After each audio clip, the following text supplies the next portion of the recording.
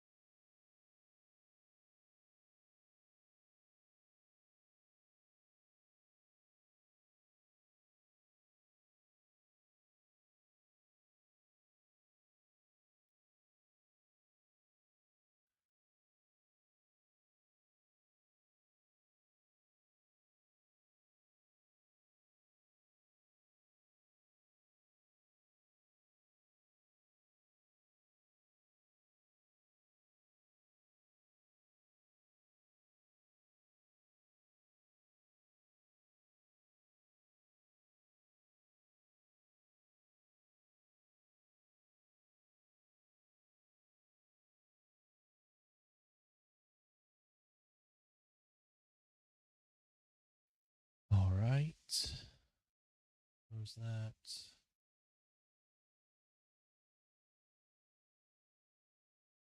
Close this.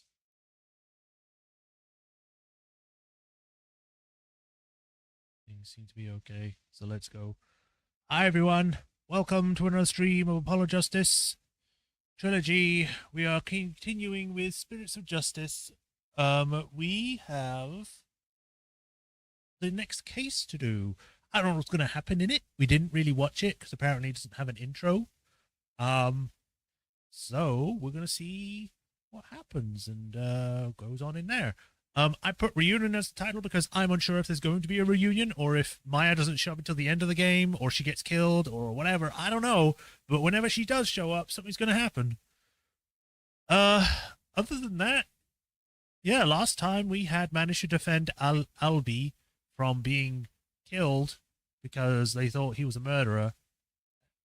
A 9-year-old kid being a murderer, being sent to death to it, which is, I don't think that actually happens in the real world unless you're in like a third world country or something. Is it third world or is it first world? The first world is what we have. I'd have to look it up.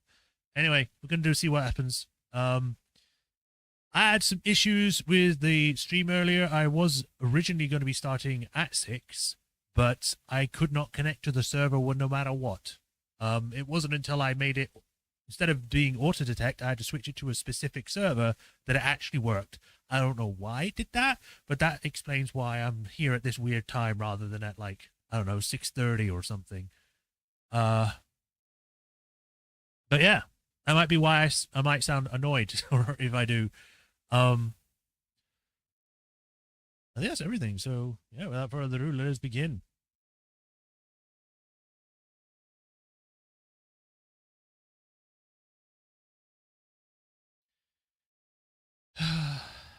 So I was watching some of my video or some of these streams on Twitch because I was like, oh, I should, because sometimes they autoplay it. Listening to myself, I sound like I move away like from the mic a lot, even though I don't. Like I move to the side and it sounds like I've moved 10 feet away. I don't know why. This microphone sucks. I really want a new one that actually is good, as isn't all let's do some random crap. Let's like get you to have to go all the way all over the place and be super quiet, and you have to have it at 30 decibels for anyone to hear you.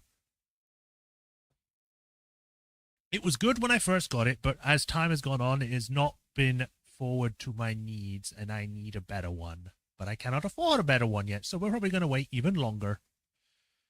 Right, it's showing up on there. Need to refresh on here. And it's showing on there.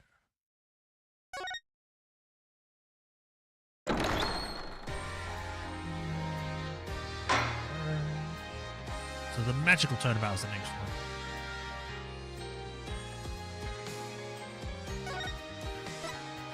Yes. Continue. Episode 2, the magic turnabout.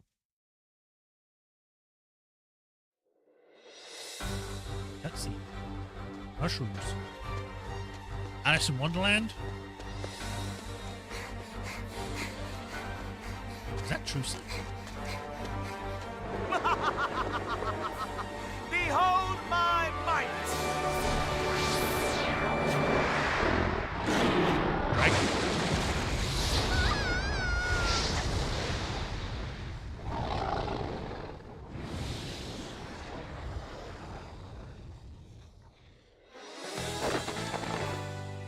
Shame on you, Mr. Rias! No! Using magic for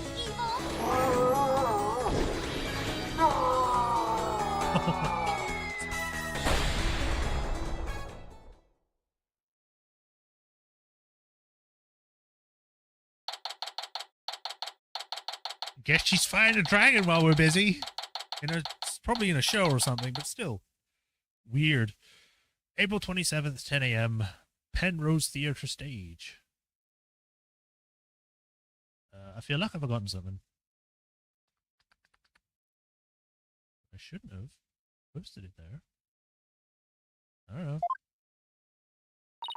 Oh wow, 3D Trucy is so much better. And that's how the evil magician defeated something.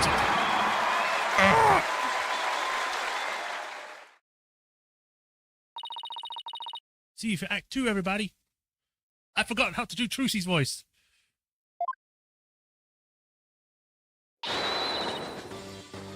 Oh god, it's Athena again.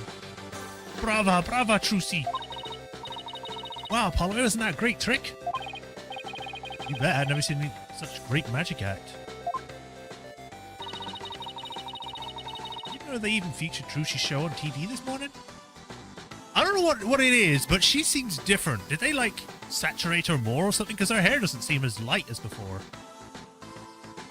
I don't know, maybe it's just more detail.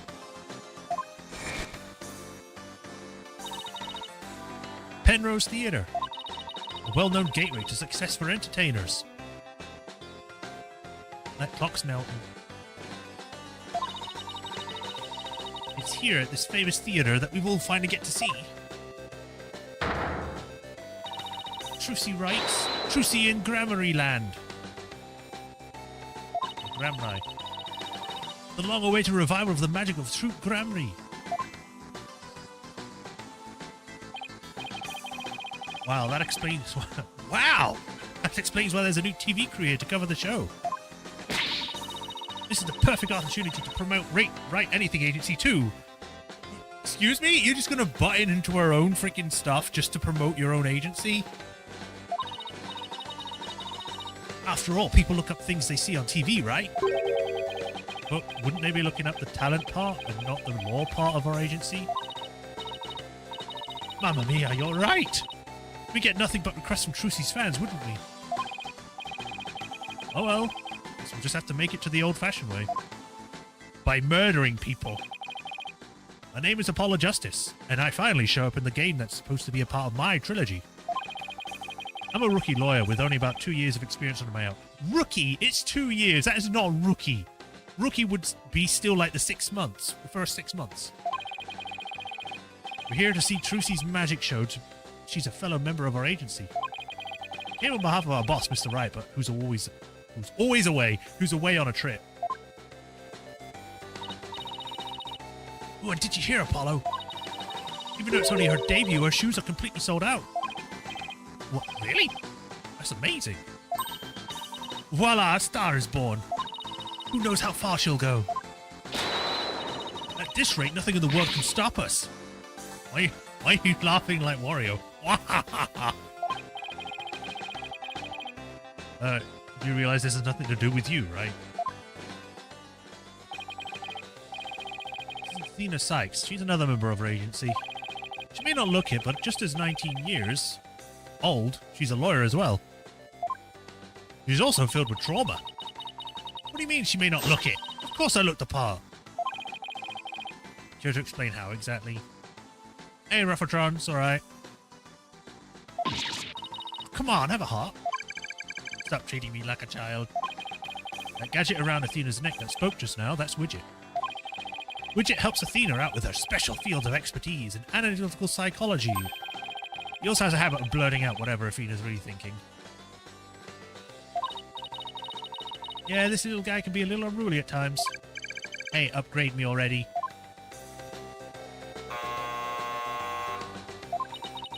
Your attention, please. The show will restart after a 20-minute intermission. We ask that you please be back in your seats before the next act. Thank you. Hey, why don't we go say hi to Trucy in her dressing room during the break? Oh, yeah! Let's go see the big star. I'm so nervous. What should I say to her? Whatever you usually say to her at the office every day. There has been no murder. Bunnies! There's a blue bunny. I'm worried about that one. April 27th. You can't do that. You can't just go, oh, wait, there was this fourth guy all along when it never was. It was always these three. You can't just suddenly have a fourth one there. Oh, it's a Gavineer's flower. No wonder it's so over the top. What the hell's this one? Oh, this must be the yokai girl from the previous game. So this is Trucy's dressing room. Looks she's busy over there with someone else. Does she look older? I swear she looks different. Could you sign this, please, ma'am? Sure thing. Just the one sheet in this clipboard, right?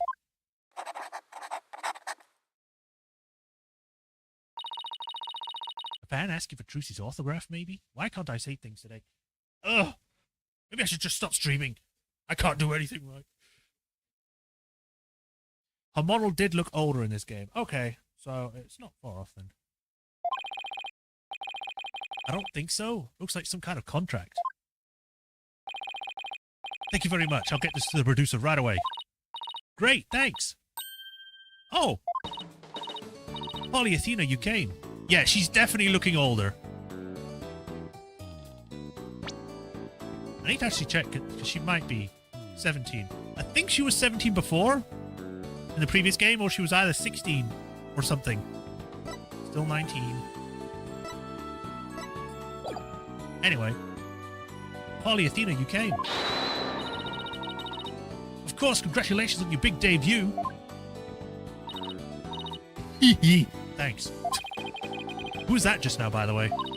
Somebody from Take-Two TV. They want to turn my magic show into a TV special. They're planning to broadcast it nationwide. Can you imagine it? 15 in Apollo Justice, 16 in Dual Destinies. Okay, so yeah. Wow, you really are a big star. Hey, can I get an autograph later, Trucy? Sure, my signature's in high demand today. Would you like one too, Polly? Yeah, actually, I would. Oops, looks like I ran out of flyers, so I'll have to sign your forehead instead. Hey, knock it off! Look, just forget about the autograph. This is Trucy Wright. He's a magician, and Mr. Wright's adopted daughter, and my sister! Or half-sister. No! Damn it, they still haven't told him! She's becoming quite renowned in the magic world these days for her impressive skills. A lot of people get this wrong, but Apollo's actual job is being my magic assistant. No, you're wrong. You're the one who gets it wrong. Ooh. You do a trick you always do at the office for me, Trucy? Okay. Behold the wondrous magic that can make anything disappear. 3, 2, 1. Ta-da!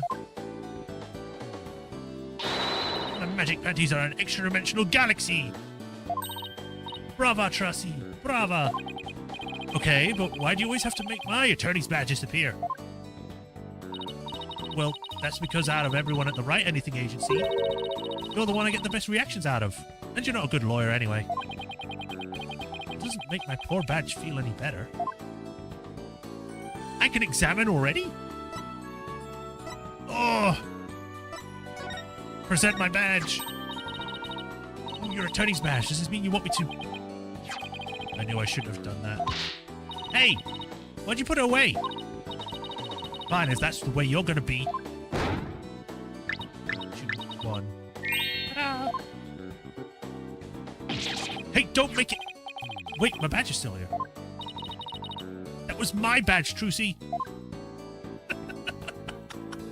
Okay. I kind of want to examine things first.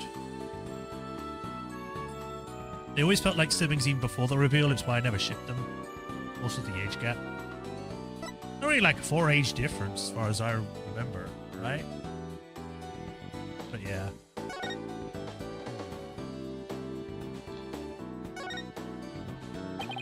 I guess I shouldn't touch anything while Truce is around. You shouldn't touch anything when I'm not around either. She read my mind. I can't look at anything. Then why give me the option? Show. That's a big coin. I just noticed that. Thanks again for inviting us, Trucy. I'll say 5-year difference. It wasn't as huge of a gap then. Thank you for coming. The show sure packs a wallop. I nearly fell out of my seat when that dragon showed up.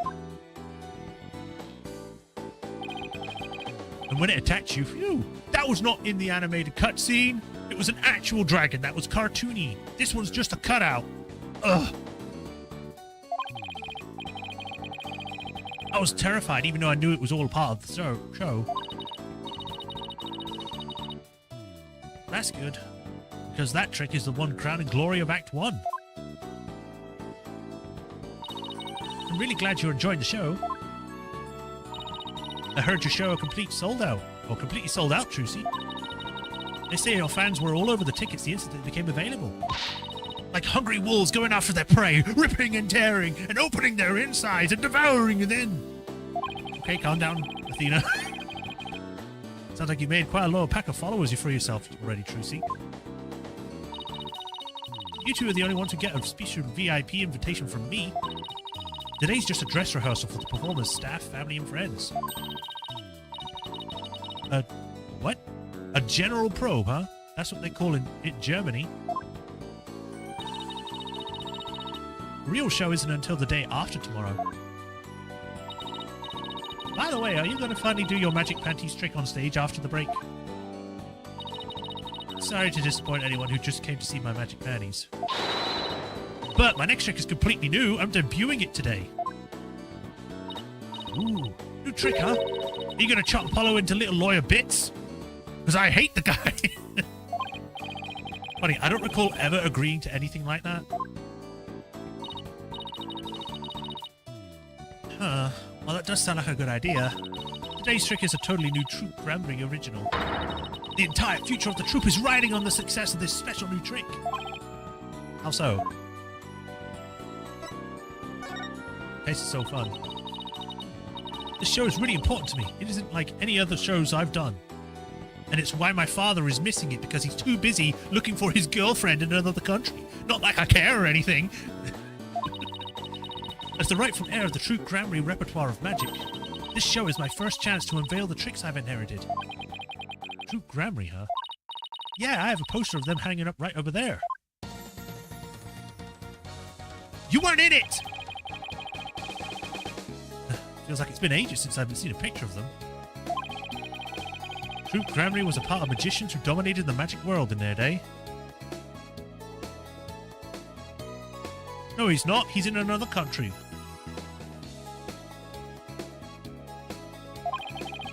Trucy's the sole heir to the troupe's entire repertoire of stage magic.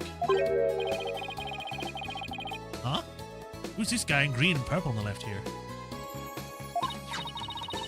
Oh, that's the great Mr. Reyes, the other magician in today's show. He used to belong to Troop Granbury too a long time ago. And he left because he was evil, and now he's going to come back and murder someone and put it on someone else, probably. I'm not talking about Zack. I'm talking about Phoenix. Phoenix is her father. He's dead.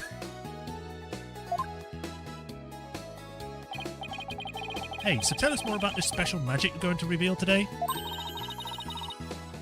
It's a secret Troop Granbury trick, left behind by my late granddaddy, Magnifi Granbury. It's never been performed before, so this is going to be the first time it will be seen in the public. A grand unveiling, huh? No wonder she's been working so hard. Well, I better get going. Huh? Where to? To my practice, of course. The show's only a few days away. Really pushing yourself. Didn't you practice until late last night too? Yep, because everything's just got to be right. Or just right. Trucy inherited all of the Troop Grammarly's magic tricks from her father when he died. And the Troop's entire legacy is now resting on her shoulders. No wonder she's feeling the pressure. Looks like everything's going well today, though. I mean, the last trick was perfect. Grace under pressure, that's me! After all, a true entertainer always keeps a smile on their face. That's the Troop Grammarly Creed. It's hard to believe you've accomplished so much even though you're still in high school. I mean, she's almost out. I think 17 or 18 is like the last year.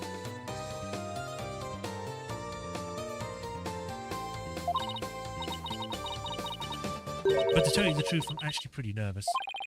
Who wouldn't be? Oh, I bet this would do the trick. You'll be fine, Trucy. If anybody can do it, you can.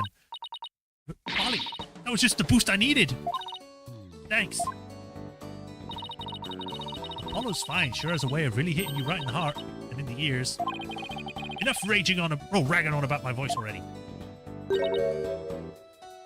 don't know who this is. Trucy. Oh, hi, devil. Bonnie. Oh, God. You are slightly disturbing with that face. It's almost time for the second act. I don't know how to do your voice yet. I don't know. Bunny noises? Oh, okay, thanks. Well, Apollo, Athena, enjoy the rest of the show. Break a leg, Trucy. Thanks, I will. And then she actually breaks a leg. I hope her new trick goes well. Hey, this is Trucy we're talking about. She'll be fine. Oh, I wouldn't be so sure. Huh?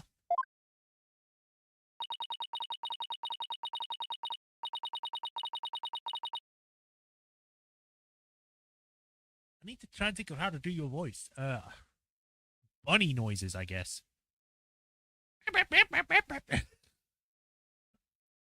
Oh, I've gone deaf in one here. 1 second.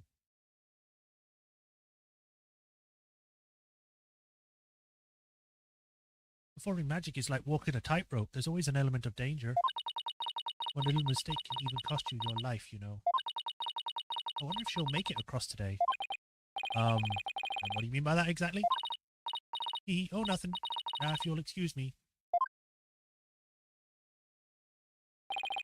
She's gone. What was that all about? Probably a red herring. She's gonna make it seem as though that she's the one that killed someone or did something, and it actually isn't. Judging by what she said, I'm gonna guess she's probably a magician too. Come on, Apollo, we've got to get back to our seats now or we'll be late. Ow! Hey, stop pulling! Okay, let's see. I guess it's time to move back to the stage. Let's mosey.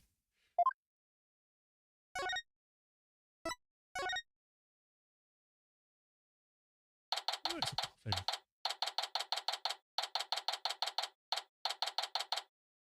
April 27th. Hurry up, Apollo, it's about to start. I want to see what Trucy's next trick is.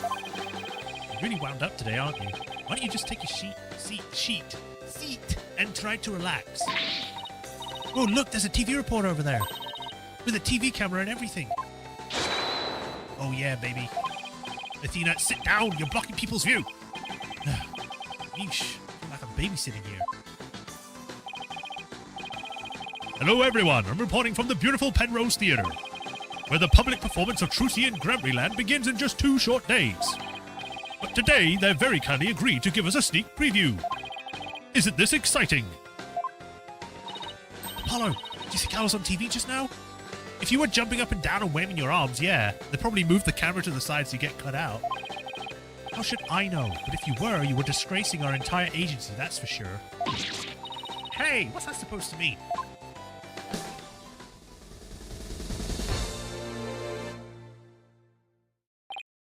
Ooh, here it comes. So I'm going to do a body slam. Now, give up your dastardly ways!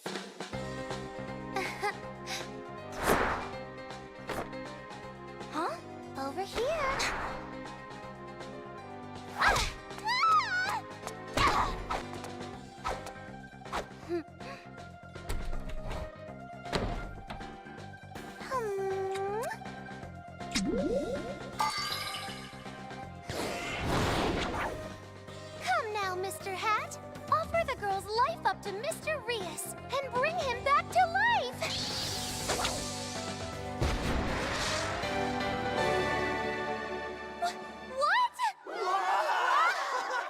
When and how did she make the switch?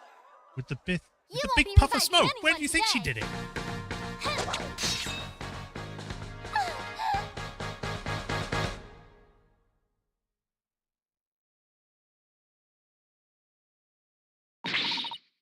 Well, that was amazing. I had no idea how she escaped the coffin. Magic. They changed her voice? Who? Trucy or the bunny person?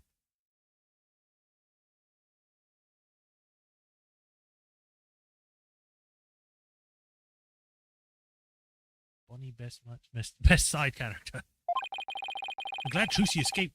Trick went off without a hitch. You had to jinx it, didn't you?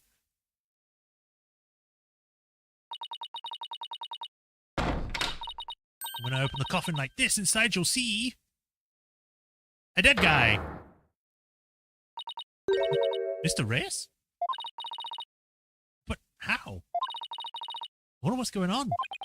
He's not getting up. Trucy?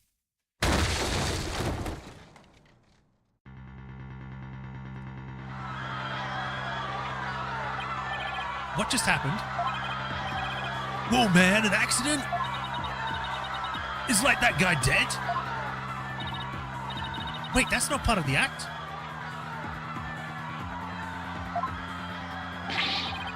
Attention, please. For your own safety, we ask that everyone please evacuate the building. I don't know who Amy is, if that's the voice actor. Okay. What's going on? Is Trucy okay? Outside, everyone. Evacuate immediately, please. Whoa, hey, stop grabbing me. Trucy! Sure you haven't played this before? I am sure. I have not played this before, but it's easy to guess sometimes. April 27th, Penrose Theatre. They kicked us out. Hey, what gives? Will somebody please tell us what's going on? Oh, Trucy, I hope she's okay. Hey, here comes the staff member from before. Your attention, please. We regret to inform you that today's show has been cancelled. What? But I was looking forward to the rest of it. We're very sorry, but the theatre is in lockdown pending a police investigation. Amy Rose from Sonic. Oh! Huh. I mean, now that you point it out, I'm going to have to listen to it more, just to be sure. Excuse me, is it all because of that accident? That man in the coffin, is he... well, we're still trying to figure things out, sir. But I can tell you that Miss Wright is fine. She wasn't injured, so please don't worry. Thank goodness she's okay. Hey, you there. Oh, hello. Who the hell are you? Why are you holding a Starbucks? Oh, okay, Bunny's coffee. Yeah. Why do you look like Robert Downey Jr.? Like, I can't do his voice. What the heck's going on? They wouldn't even let me in. Me in, for crying out loud. Oh, Mr. Retins? Mr. Retins. There was an accident during the show. An accident? Great, just great. That's all I need right now. Do you have any idea how much money we're skinning into this program? Thinking. And you are? The man behind the scenes, that's who. This is a fine kettle of fish, let me tell you. Spinning all of this is going to be a real pain in my posterior, believe you me. Spinning? As in covering it up? Look, I gotta get inside. Seriously, kind of guy get to catch a break around here? Well, there he goes. Why don't we go back to the office for now? I'm sure Trucy will call us once things have settled down. Yeah, I guess you're right. Dog! Is pronounced ratings. Oh, yeah. Look, there's Trucy, front and center. That's a dog. I clicked on the dog. So the show actually starts the day after tomorrow, huh? I don't know if you've noticed, but you see that man in front of the poster? Been standing there a long time looking at it. Yeah, I noticed. And sometimes he stretches his hand towards it a little bit. Oh, I bet he's one of Trucy's fans. Think he's going to try and make off with it? Who knows?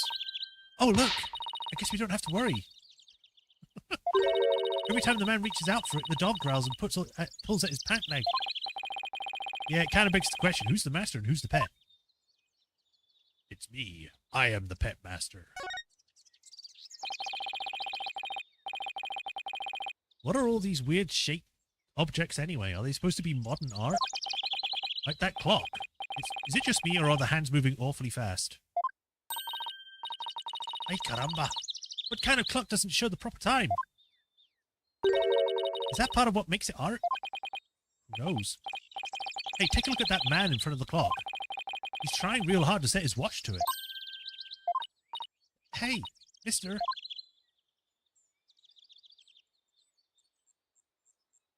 Penrose Theatre. What an odd building. Okay, you can just bring that up. The name Penrose Theatre comes from the Penrose Triangle, an impossible object. She just has Google, but for some reason, instead of putting it on her phone, she has it on a holographic display. It's called an impossible object because it only exists as an optical illusion. An optical illusion? Uh-huh. Just like how that cube in front of the building isn't really a cube at all. Isn't? It sure looks like a cube to me. It's just the way it's shaded. The dark and light parts make it look like it's jutting out towards us, but it really isn't. Huh? It isn't? Come on, let's take a look at it from over there. Okay. Whee! What? You're right! That's so weird!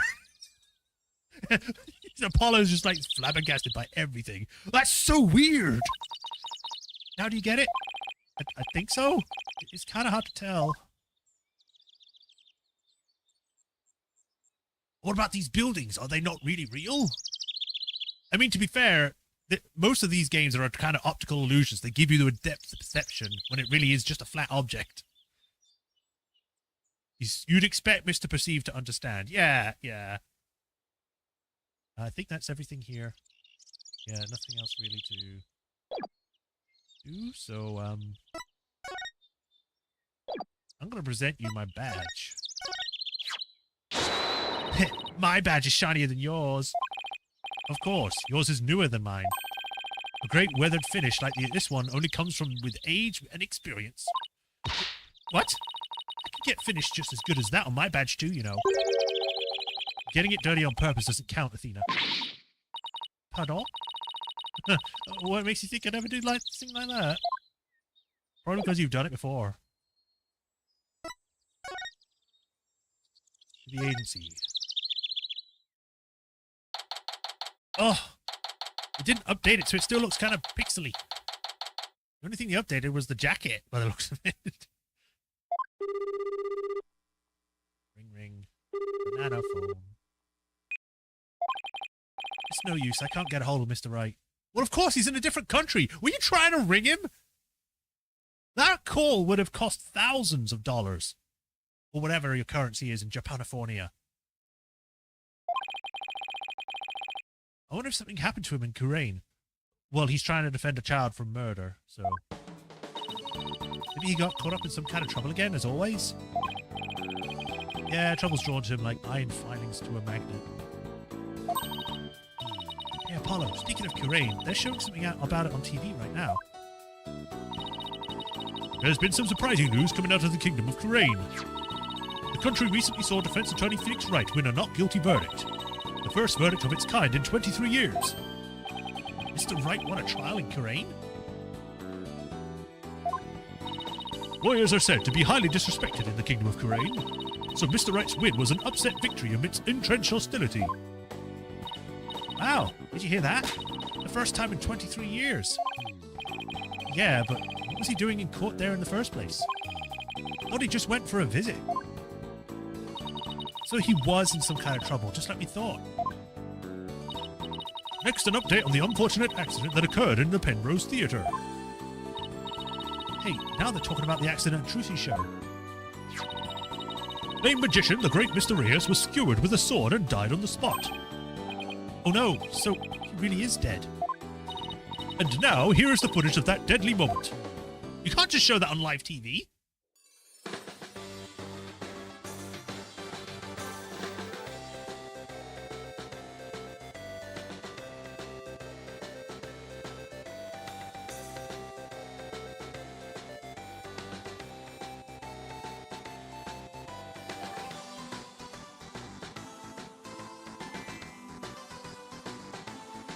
Oh, you can see the thing get pulled up.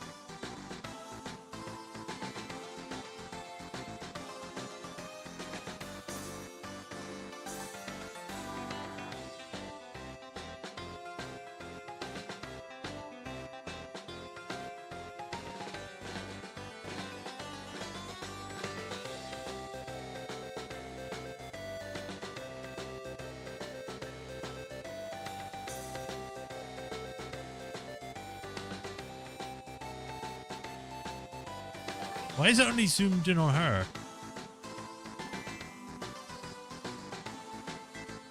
And again, you saw the shadow going up, so obviously the body was pulled out of the way. The guy, in my opinion, was probably not dead, faked his own death, and then at the last moment pulled his body up so then the thing would collapse so that it would hide his body, and then a fake body could be put in, so then people would think he's dead, when really he isn't dead. Right? Mr. Reyes' body isn't visible in this footage because the guy was too busy recording Trucy. But these are still very shocking images. The magician, Trucy writes, is reportedly still only a high school student. Could it be that this unfortunate accident happened due to a lack of proper training? No.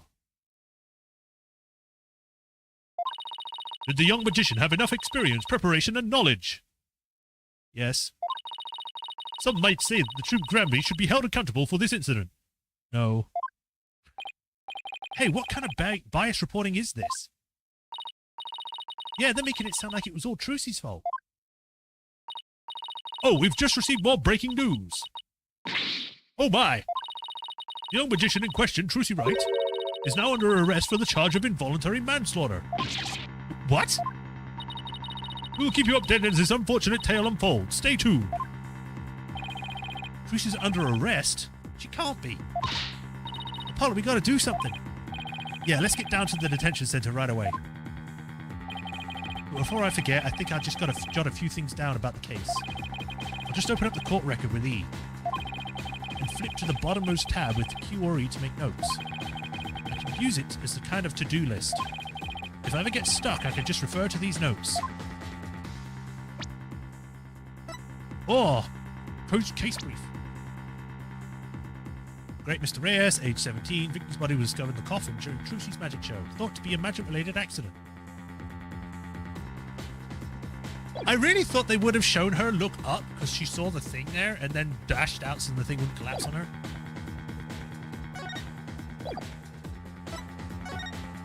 Detention center.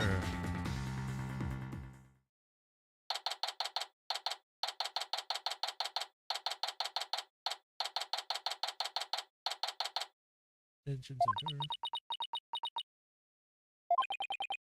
Poor Trucy. What can we even say to her? Oh, Polly, Athena.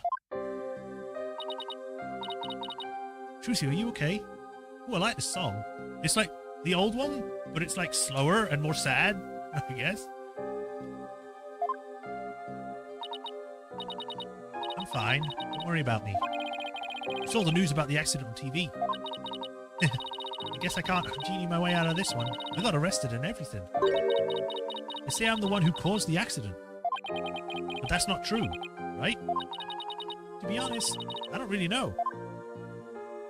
I mean, I have no idea how an accident like that could have happened. The trick went off without a hitch, I'm sure of that much. Still, the police just won't listen to me. They've already decided that it was all my fault. I'm exhausted after all their questions. Looks like she might have been able to hang in there at least. Or she's been able to. Yeah, she really is one tough cookie. I know you're tired, but can you tell us a little bit about the accident? Yeah, of course. Go ahead and ask me anything. I'll be fine. Just gonna have a little look at the camera. I get the feeling that they brought the examine at any time back because people complained about it in the previous game where you couldn't examine everything, which is great because I missed doing that. The security camera stares at us with its cold, unblinking eye. I don't know why, but it gives me the heebies, maybe the side or jeebies. The guard is just standing there completely motionless, and Athena keeps making faces at him, trying to make him crack at least a smile. Ooh, I think I made him smirk a little. Come on, leave the poor guy alone, Athena. might get fired. I never actually clicked on this before. It's the microphones for speaking with people on the other side of the glass. Athena's trying to stump the guard with trivia questions. Ooh, this guy's good. He answers in the blink of an eye without batting an eyelash or moving a muscle. Is he that bored? I've never been in a detention room, but I'm pretty sure they just have like a speaking mirror. You don't need a microphone. I say speaking mirror. I mean as in like the window has holes in it.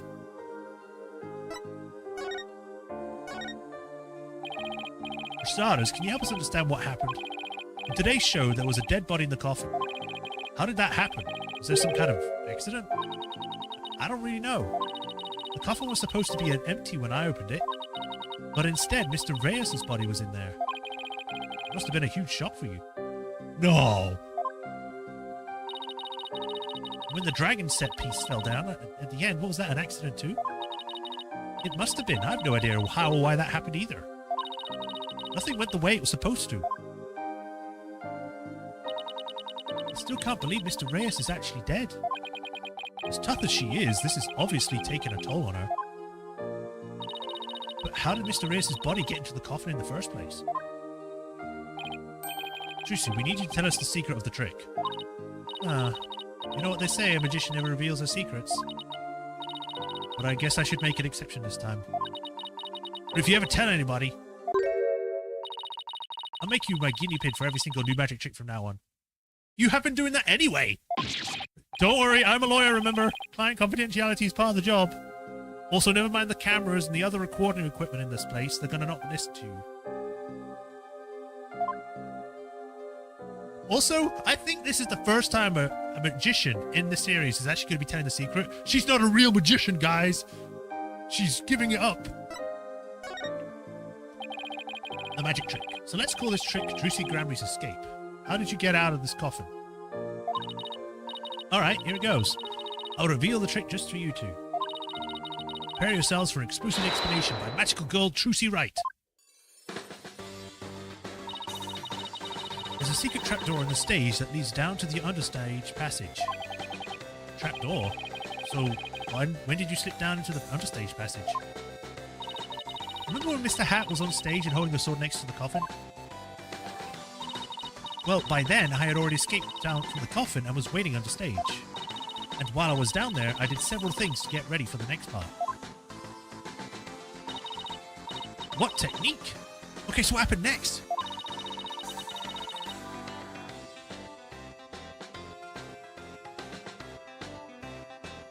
Mr. Hat was quickly raised up the catwalk by a wire. Cushion. There's a cushion up there that acts as a shock absorber when Mr. Hat hits it. But why? He's a puppet. He wouldn't need a cushion. I guess to muffle the sound? Meanwhile, I popped up back on stage through a different trapdoor. Beep. And voila! The switch is complete. Stage diagram added to the court record. I had no idea all of that was happening. I was convinced he was still in the coffin. That's what professional magicians do. They make their audience see something that isn't really there. In other words, you make us see illusions, right? We call it misdirection. While we keep you busy believing in one thing, we're busy making something else happen. What we say is there really isn't, and what we say isn't there actually is. I get it. It's some kind of like a magical bluff. There's no escaping the fact that the victim's body was actually in the coffin.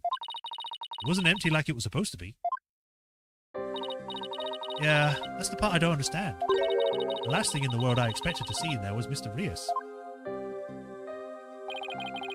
Could he have climbed in there by mistake?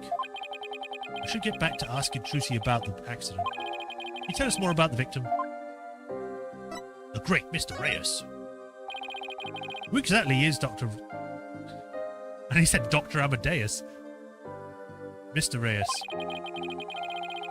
You said he used to belong to Troop Gramry, right? Wait, you don't know who the great Mr. Reyes is, Apollo? No, because it's the first time he's shown back in the series. So Athena, shut up. He's super famous. He's all people talk about on TV. Since when? Really? I just assumed he was one of Trucy's assistants. Way to diss the dead, Apollo. So, how did the two of you come to perform together, Trucy? Well, like I said, he used to be a member of Troop Grammary. He was a protege of my granddaddy, Magnifi Grammary. So the TV station arranged for us to perform together this time because of that connection. Did he continue performing as a magician after he left Troop Grammary? Well, no. He got injured while practicing for a show about 13 years ago. That's why he left the troupe. After that, he took a break from magic for a while. Wait. What is with this group? Like, every single time someone gets injured, first it was his daughter, then it's this random guy that never showed up before, and then it was himself. Like, come on. I'm pretty sure it's a recent thing. I'm getting famous again. I only started seeing him on TV maybe last year. I had nothing but respect for Mr. Reyes as a magician. I can't tell you how sad I am that this happened. I can't imagine how traumatic it must be to have someone die during your own big show. Oh, but hey! Don't worry, I'm fine. I have to stay strong for my fans. Uh-oh. I'm having another one! Get me my pills, Athena! Huh? My bracelet is reacting. People tend to unconsciously tense up when they're trying to hide something. When I pick up on their distress, the bracelet around my wrist starts to feel tight. So I guess this means that Trucy's trying to hide something from me. Well, I guess I should give her my bracelet a tap with R. Let's break you, Trucy!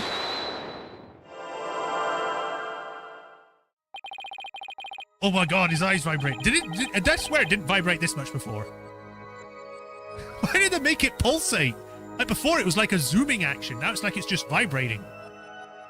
I can see things others can't. The slightest twitch, gesture, or change in expression. That's me. Yes, I can see it all when I'm concentrating intensely like this. He's doing his thing again. Yeah, I know. You'd think that because she has sort of a similar ability, she would be like, oh yeah, there's no point lying. Anyway, so, it's just, okay, you don't need to do it. I know, I'll just tell the truth. I actually feel bad. When people are feeling nervous, they sometimes reveal a certain habit or trail.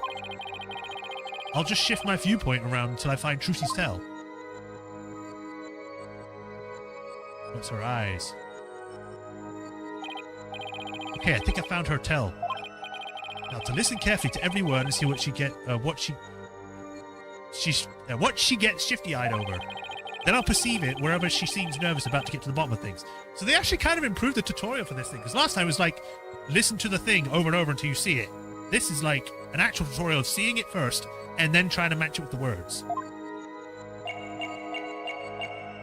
It's probably the I'm fine part. Gotcha! Gotcha! Damn it! Phoenix can't lie to his kids. Well, they've changed the background. Come on, Trucy, you should know by now that you can't hide anything from me.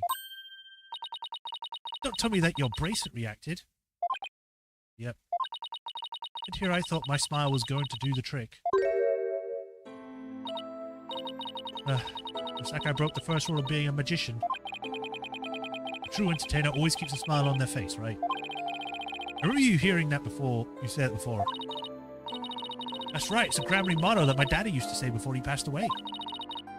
I'll never forget it. It's one of the few precious memories I have of him. But you can't keep everything inside, Trucy. You'll burst. Why don't you tell me what's been bothering you? I can't. If I did, you wouldn't believe in me anymore. That's not true. As an entertainer, you believe in always keeping your smile on your face. And as a lawyer, I have a belief that's important to me as well. The stage diagram. This is the only thing. Take that! Your attorney's badge? I swore on this badge that I would always believe in my client to the bitter end. That's the cornerstone of being a good lawyer. Mr. Wright taught me as much. Or, it's a full stop. Mr. Wright taught me as much.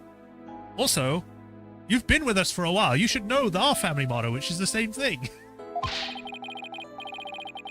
No matter what you tell me, I'm going to keep on believing in you, Trucy. All I ask is for you to have a little faith in me, too. Haven't I earned it after all this time?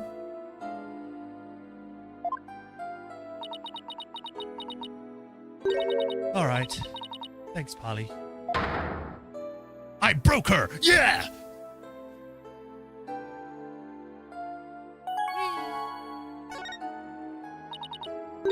Polly, what if I made a mistake? What do you mean? What if it really was me who stabbed Mr. Reyes? What makes you say that? Well, in my escape trick, I used both a real sword and a rubber sword. Yes, but in magician tricks, they don't use actually sharp swords unless they point it out. And they're like, oh, look at this, it can cut paper. They usually sometimes use a prop sword that looks like a real sword but doesn't have sharp edges. The phrase has some very different connotations. Which one? I switched the real sword for the rubber sword just before I stab it into the coffin. So even if somebody had been in there, the rubber sword shouldn't have hurt them. But Mr. Reyes was found dead in the coffin. I know, it doesn't make any sense. I know I swapped the swords. You absolutely sure? Positive. I practiced the trick hundreds of times with no mistakes. I remember very clearly swapping the swords this time too. But could I have made a mistake this time? Did she really have? Well, I better get going. Oh, where to? To practice my practice, of course. The show's only a few days away. Really pushing yourself. Didn't you practice until late last night too?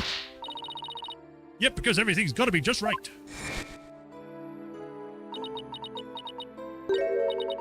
Maybe I really did kill Mr. Reyes? Trucy. The worst possible mistake I could make. Such a horrific accident right in the middle of my show. And yet, all I can think about is, now that this has happened, True Grammy will get its performance rights pulled. There'll never be another show. Everything my family worked so hard for will be gone forever. And poor Mr. Reyes had his whole life and a great career ahead of him. I ruined everything. I destroyed it all. I took it all away.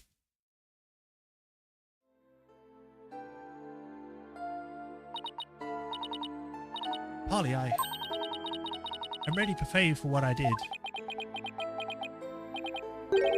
Lucy, I don't think you did anything wrong. You don't? I've had one question going through my mind this whole time. Was this accident really your fault? What do you mean? I don't have any proof or anything. It's just, I don't think you ever made a mistake like that. Apollo, I saw how hard you were working on your tricks, staying up late every night to practice. And I know you always get everything picture perfect. Nobody's perfect all the time. Still, I think something else caused Mr. Reyes' death. Not any mistake of yours. After all, you sure you swapped the swords, right? Yes. I remember doing it. Then I just know it wasn't your fault, Trucy. But how can you say that? We don't have any proof it wasn't me. And we don't have any proof that it was. I'm a lawyer. Don't argue with a lawyer. I mean, I know you're a great lawyer, Polly, but I believe in you, Trucy. And I believe in your skill as a professional magician. So I'm going to prove your innocence. Don't worry, you're going to be fine.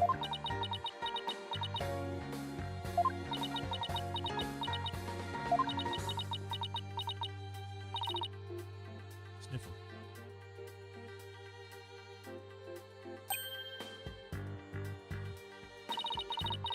Thank you, Apollo. Thank you for believing in me. I'm going to believe in you, too. Good. I'm sorry. I need a tissue. Sniffle. I've never seen Trucy cry like this before. Yeah, I think this is actually the first time we've seen her cry in the entire series. Stupid game with emotions. Stop it. She always seems so strong. But maybe sometimes she's just putting on a brave face. She's still just a kid after all. She's 17. She's almost an adult. But yeah. Brother's intuition. Yeah, pretty much. Going to give her a complex. I didn't see that until just now. So I have to ask to make it official. Will you let me defend you? Yeah. I'm counting on you. I don't want to have to cancel my show on this opening day. Right. She seems fine now. Trucy, let's win the trial together. Unlike some people.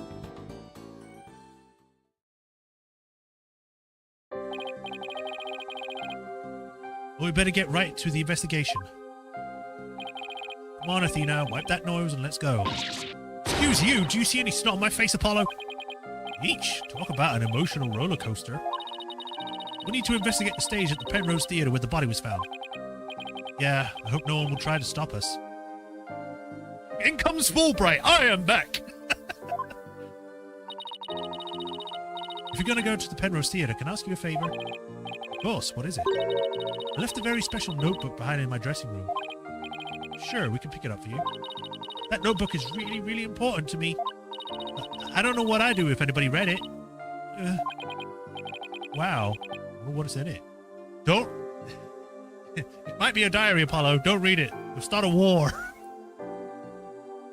The notebook is in my blue handbag on the table. It's a big and black. You can't miss it. Thanks in advance. With that, I've got to go. Seems like they've got more questions for me. All right. See you later, Trucy. I love you, sister. Take care of yourself. No, because they didn't tell each other yet. So, should we investigate the stage first or get to the notebook?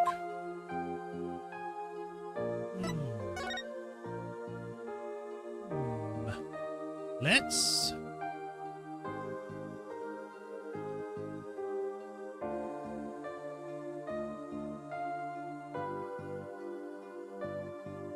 Dressing room first. April 27th. Penrose Theatre dressing room. The dressing room looks like just the way it did before the incident. All these items look kind of lonely without their owners. I have to find Trucy's notebook for her. Let's see, she said it would be in her blue handbag on the table, right? We should see what else we can check out while we're here. Ooh!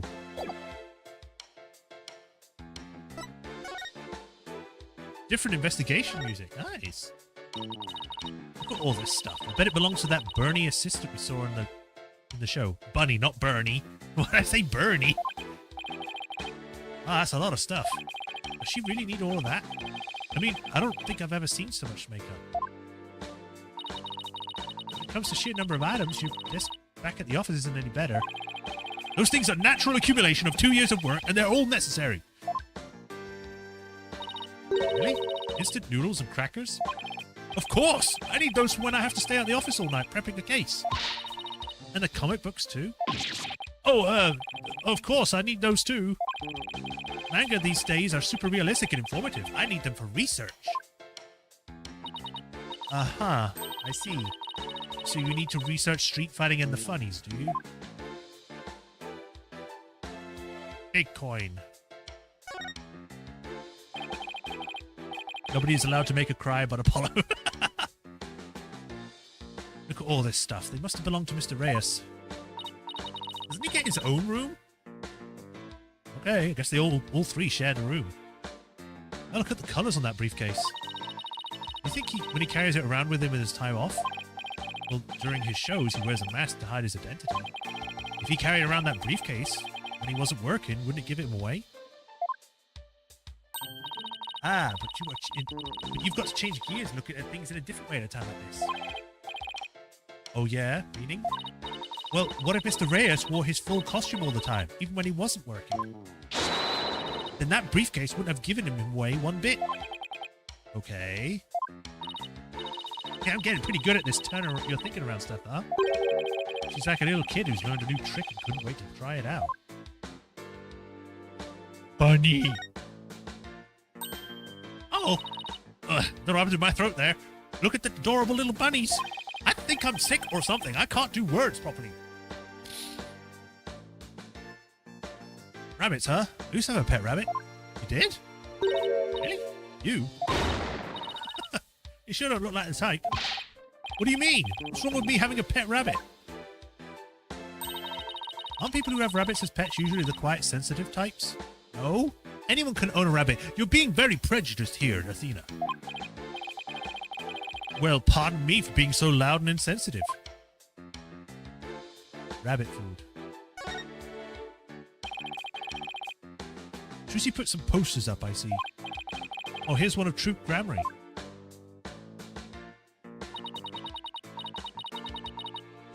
True Grammary Magical Menagerie, huh? Looks like a bunch of folks dressed in outfits a bit too gory for their age, if you ask me.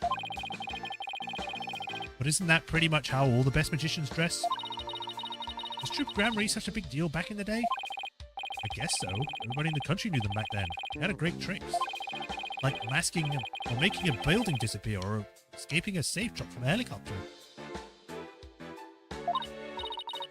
Wow, I was in Europe all the time, so I had no idea. But if even you know about them, then they must have been really, really famous. I used to see them a lot on TV. I think it was back when I was in junior high. The one in the black was the original leader of the Troop Grammary, Trucy's grandfather. His name was Magnifi Grammary. The one in pink was with the mustache, that's Zach Grammary, Trucy's late biological father. Oh, and look, there's Mr. Reyes. This is the poster back when he was a member of Troop Grammary, huh? Trucy said he left the troop after he was injured during a show or something, right?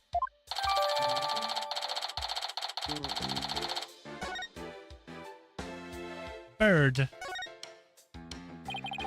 It's a dove. Trucy must use it in one of her tricks. Yeah. Huh? There's another bird cage next to it. Wonder what's in that one. I don't know the voice for that. What in the world was that?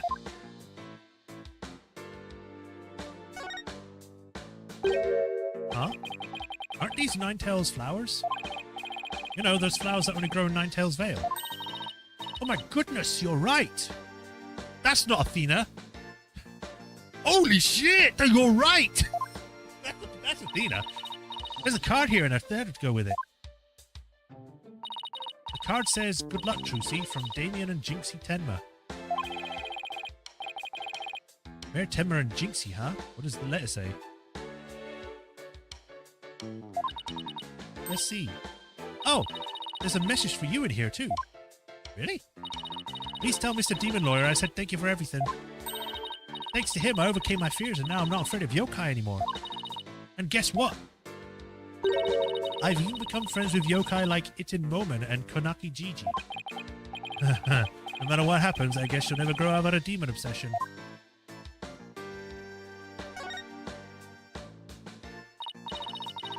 Oh, these are from Prosecutor Gavin. Moses, huh? I like him. Pretentious. Apollo, come on, don't be mean to your boyfriend. It might be pretentious, but you know what? It makes it work. Huh. Apollo, I've noticed this for a while now, but you get awfully prickly when it comes to Prosecutor Gavin. You think so? I mean, don't hate him just because he's beautiful. That's not it at all!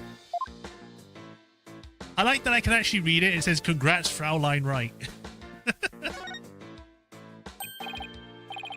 Hey, these flowers, they're from Lamiwa. Come on! Every time she's brought up now, I'm just going to be like, just tell them already. Lamiwa, where have I heard that name before? She's a famous singer. They call her the Siren of the Ballad, and she's pretty popular. Why would a famous singer be sending Trucy flowers? Because she's his mother. Her mother. Well, we met her through a case I headed up once. Wow, your circle of acquaintances is bigger than I thought. I mean, wow. I don't know why, but her songs really touched me for some reason. I hope she's doing well.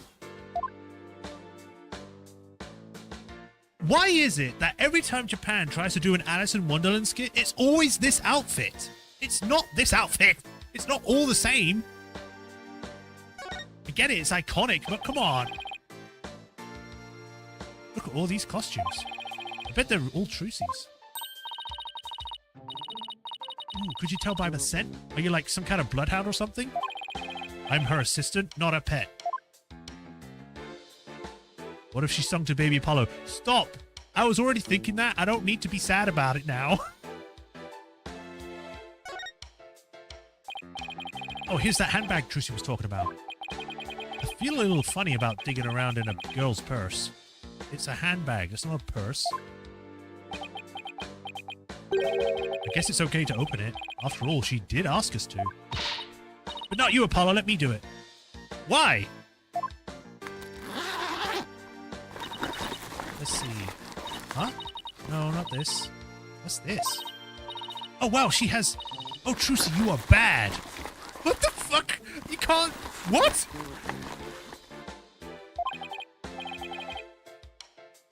What is it? I want to see too now.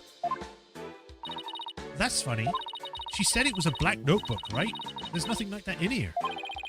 Maybe Trucy was wrong about where she left it? Let's keep her looking around for it.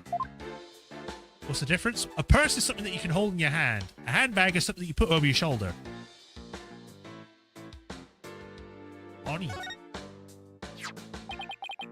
Grammarly Land. What's this? A script for the show? It says Bonnie, so it must belong to that bunny assistant we saw in the show.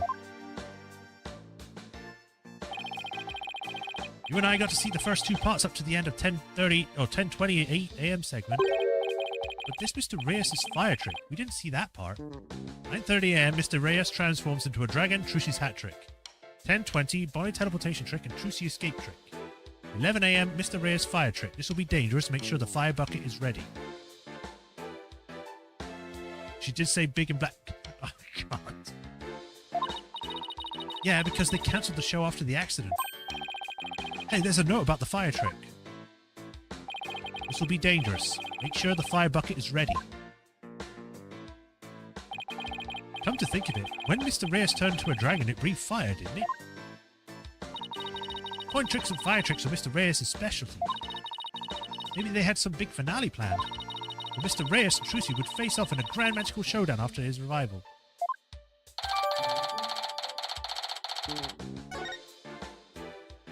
Well, let's go find the obvious thing. This was the first thing I saw when we first came to this page.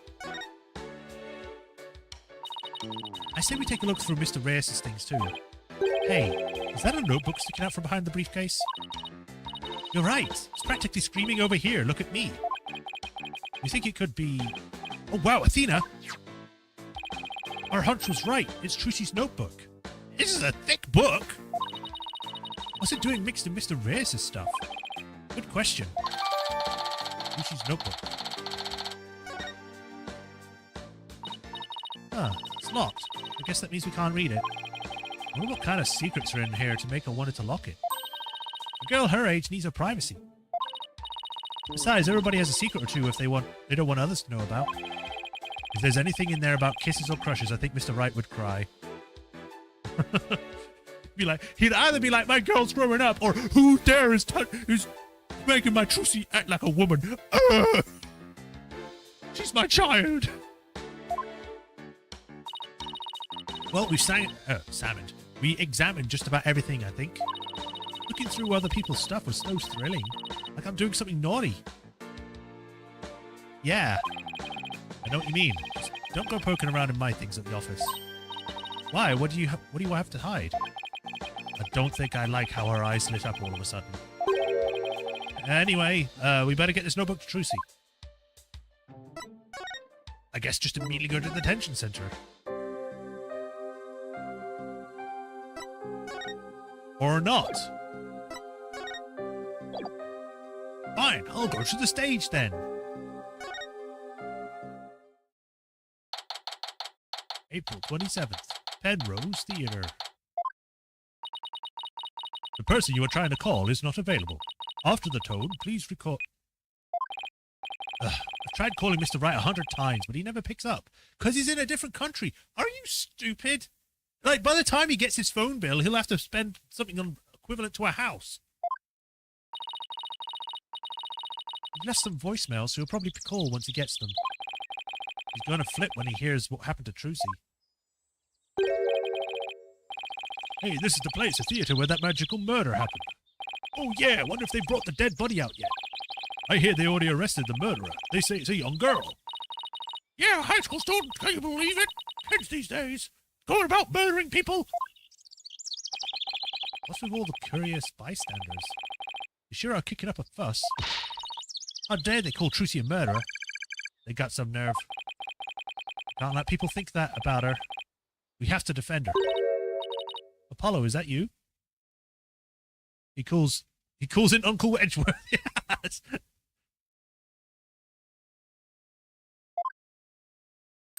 Oh, hey! We get to see you in 3D now. Emma? It's sure been a while. How you been? I gotta remember her voice. I think it was kind of like sassy, but also whatever, especially with her food. Oh, can't complain. I've seen you in ages. Or I haven't seen you in ages. Emma's not usually in the best of moods, so I never quite know what to do or say around her. Well, we have some business to take care of, so I guess we better get going. Hey, wait a minute. What? Was it something I said? You're darn right it's something you said. What's with you brushing me off like that?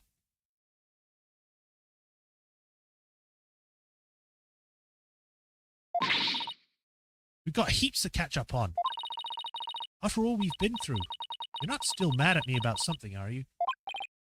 Sorry, I don't mean to upset you. Who's this, Apollo? A distant cousin or something? No, Emma's a detective I've had the, pleasure of working with before.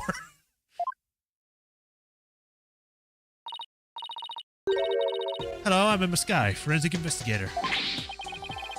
What, you're finally a full-fledged forensic investigator? Smile! Yeah, I finally achieved my lifelong dream.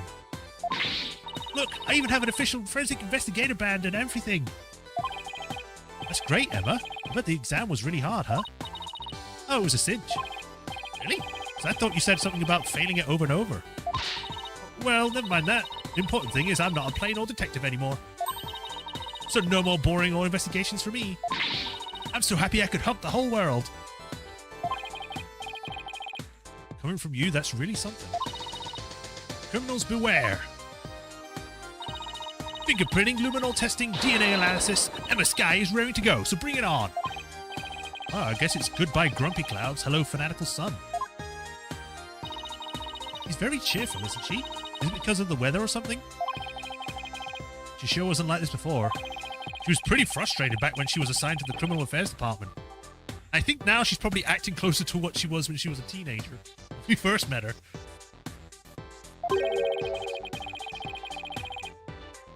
And she's always munching on chocolate snackoos to relieve her stress. Snackoos and stress are a thing of the past. I've said goodbye to both of them. And may you never have to see either again. By the way, are you two here because of the murder? Murder? Do you mean the accident? Oh, then I guess you haven't heard. The case is being treated as a straight-up homicide now. Music just immediately stops. What? Just so you know, I heard that the prosecution is going to argue tomorrow that Trilogy outright murdered Mr. Reyes. What? Are you kidding? They're treating it as a murder? Emma, please tell us everything you know. Of course. Anything to help Trilogy. It's been too long, Emma. You weren't in the previous game. I missed you. Welcome back. Why is the case being treated as a homicide now and not involuntary manslaughter? Well, apparently. What is this posture? Why is she so cute all of a sudden? What? Okay, this might end up being my favorite case now. I don't know. Something that proves it was a straight-up homicide. Well, that's vague. Do you know any of the details? No, I'm afraid that's all I was told. Really? How come? Well, because the lead prosecutor is kind of a hard guy to read. So maybe it's just a culture gap thing? Anyway, he's not one to really share his thoughts. Wait, what do you mean by culture gap? I mean, that he's a foreigner, so his way of doing things, or going about things, is different. So who exactly am I up against tomorrow? She was always cute, she just couldn't express it the same way. Yeah, I mean, like, she's going beyond what she was doing before, is what I mean. I guess because she's happy, she's showing more emotion, but still. I'm happy for her, though. Yay, forensics. Congrats on finally becoming the forensic investigator you always wanted to be. Thanks. I failed that exam so many times, but I finally did it. I finally used my forensic kit openly whenever I want. Oh yeah? Used to have a stealth user kit you always sent away for. Oh, I still use that one too. But now it's more of a hobby kit. It's important to have hobbies too, you know. So basically, nothing's changed. Are you kidding? I don't have to worry about getting in trouble for taking fingerprints for fun now. It's positively life-changing. I can take all the prints I want. Are you sure you're allowed to do that? Sure, I'm sure. I've been collecting all the prints I've taken into a personal database. Now, hold out your hands. I need to get your prints too. Just promise me you won't use them for evil. I can't believe she took my prints too, Apollo. She hasn't really spoken to you, Athena. You're kind of like just here, but you're not really being directed at. The forensic minigames are fun, except for the one for the fifth case. Or the last case. Okay. Chief Prosecutor Edgeworth has been reorganizing the prosecutor's office lately. As a part of that effort, he's gotten rid of a lot of corrupt prosecutors. So all of them, then. The prosecutor's office is looking pretty empty these days. The only good ones, I think, were Francisca, but she's a foreign attorney, so she doesn't count. And Gavin. That's it. And that's how a foreign prosecutor got assigned to this case? That's part of it, yeah. He was short on prosecutors, and this guy just happened to be visiting. And what's the purpose of his visit? Well, some insurgents from the Kingdom of Khu'rain are thought to be hiding out here. As an international prosecutor, he apparently came to investigate the matter personally. That's why Payne ran. Probably, yeah.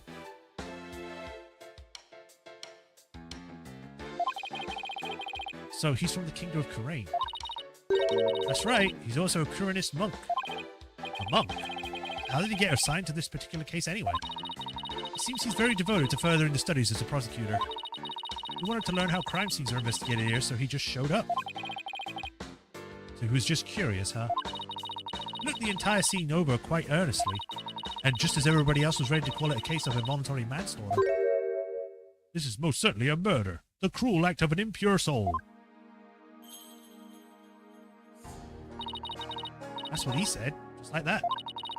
Then he volunteered himself as the prosecutor for this case. With the shortage of prosecutors right now, the prosecutor's office was glad to have him. So Trucy was arrested for murder all because of this guy, huh? I have to say, he's definitely not your typical prosecutor. When have they ever been typical? You got Von Karmer, who shouted at everyone as intimidating as hell. You had Edgeworth, who was like his protege. Francisca, who was his daughter, or granddaughter. Whoops, I accidentally pressed something. They've all been different. I meant to go to history. Yeah.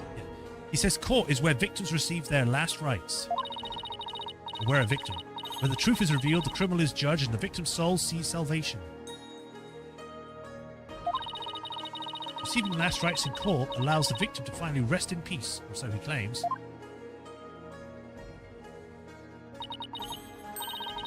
So to him, a trial is like performing a funeral rite for the victim, huh? Certainly a unique way of looking at it. His name is...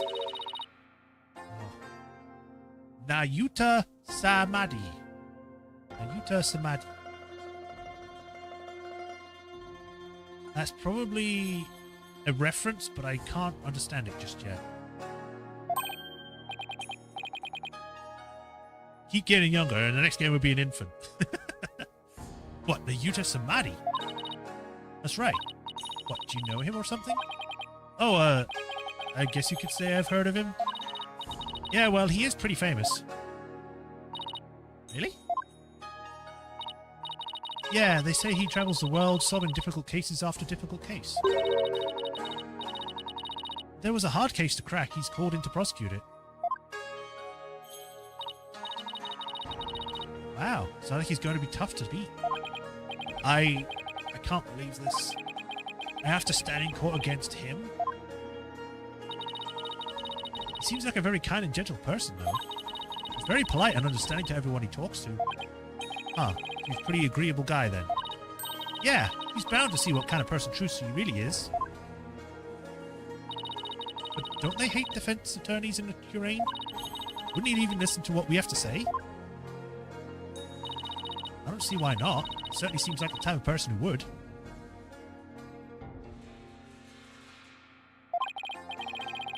He's an asshole? Well, guess we'll find out. Even so, do you think you could do us a favor, Emma? Would you tell Prosecutor Samadhi About Trucy, about what's a good person she is? Of course. Leave it to me. And then she gets kicked off the case for personal attachments. I'll make him understand there's no way Trucy could have committed murder. I hope he listened to reason. Me too. This is looking pretty bad, Apollo. They're calling it a murder and they've even got proof. What are we going to do? Look on the bright side, that's what. Bright side? What bright side? Well, the good thing about there being proof is that there has to be a point to the real killer. We can find out who that is. We can prove Trucy's innocence. Oh, hey, you're right. Which means our objectives are clear. We have to find two things. Proof of Trucy's innocence and evidence of the true culprit's identity. You know what, Apollo? You're starting to give me a glimmer of hope. And that means there's only one thing to do. Emma, would it be alright if we investigated the scene? If I said no, you'd just do it behind my back anyway, right? Well, would I do something like that? Guess the jig is up. Alright, but it better come along. Or I better come along. Who knows what sort of mischief you get up to if I'm not there to keep an eye on you. Mischief? I don't think Emma trusts you about as far as she can throw you, Apollo.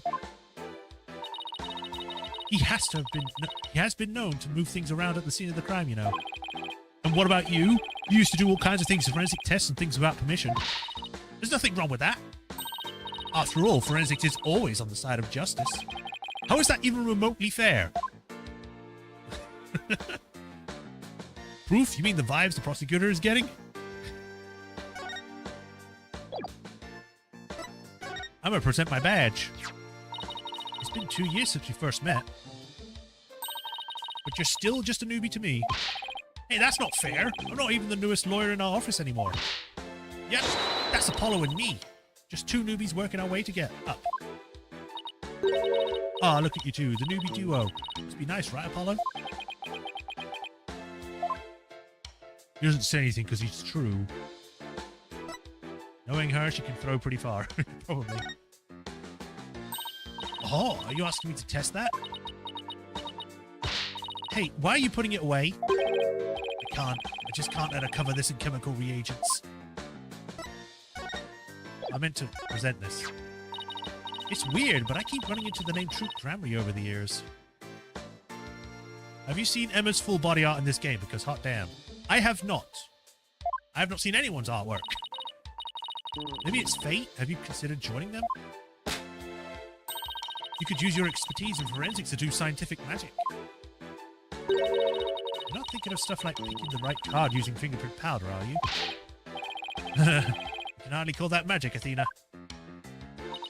Yeah, I guess not. Looks like we hit the nail right on the head.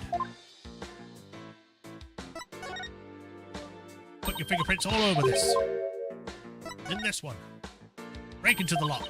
I fully recommend it. Yeah, I'll see about looking it up later.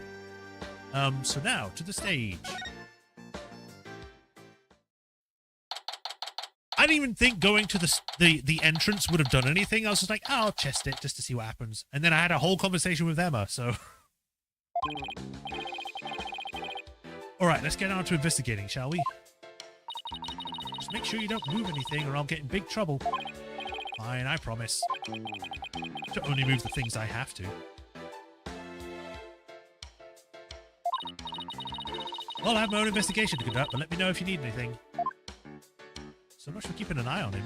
It's been a while since I've done any investigating. She wears heels.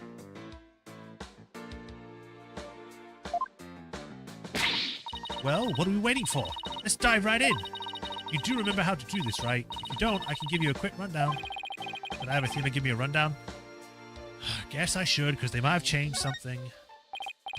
Yeah, I guess I could use a refresher course. Take a seat, Mr. Justice. Professor Sykes, here gonna learn you a thing or two. Oh, brother, this guy stinks! What did I get myself into? You remember how to go about examining a crime scene? Let's see. I just place the cursor over what I want and examine, and press space, right? How'd I do? Huh. I suppose that's acceptable. What else do you know about examining? If I recall correctly, we can also take a closer look at certain notable objects or areas. Very good. Now, do you know how to change perspectives? With B and M, I think.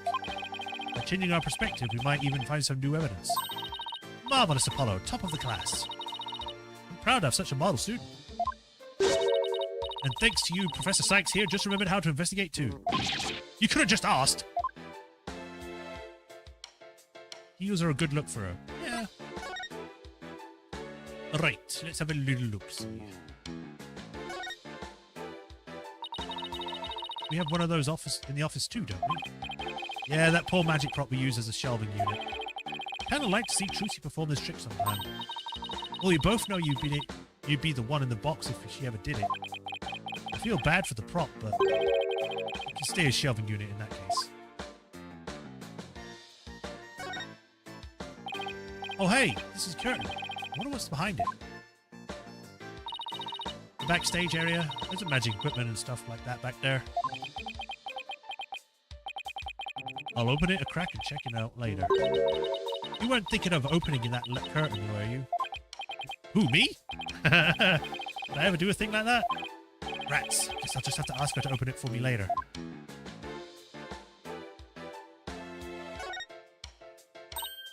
Ooh, I've seen something like this before. It's like that game where you stick swords into a barrel until a little man inside pops up. Huh, it does sound like a game I've heard of. Well, that doesn't sound. Really? It's pretty famous in Europe. Did you have anything to play with as a kid? You mean Pop-Up Pirate? Oh, you know, as simple Americans, we're happy with just a hoop and a stick. Yeah. Emma, can I ask you a question? Shh, this is the best part. I won't even look this way. Ooh, what great prints. Another set for my collection. Ah, another for my collection. She's turning into General Grievous, but for fingerprints. She, certainly seems to enjoy her work, doesn't she? Whee! This is what they call a set piece. It's a piece of the onstage scenery. It suddenly fell down after the body was revealed, if I remember correctly. Just as the brave heroine screams, the spell on the dragon breaks. Losing its wings, the dragon falls to the ground. That moment marked the collapse of Trucy's magical kingdom. Magic, huh? Yeah, sure. The timing was so perfect, I'd be generally surprised if it was magic. There's a box there. Before anything, I want to see if I can present anything to her that would be important. It's a shame Troop Grammy won't ever be as they were back in their heyday. Yeah, I have every faith Trucy will restore the Trooper to its former glory. She would have been perfect at the end of Dual Destinies. Who, Emma? And then you'll be really busy as Trucy's assistant. Yeah, I guess so. Wait, did you disagree with me? Why did I agree?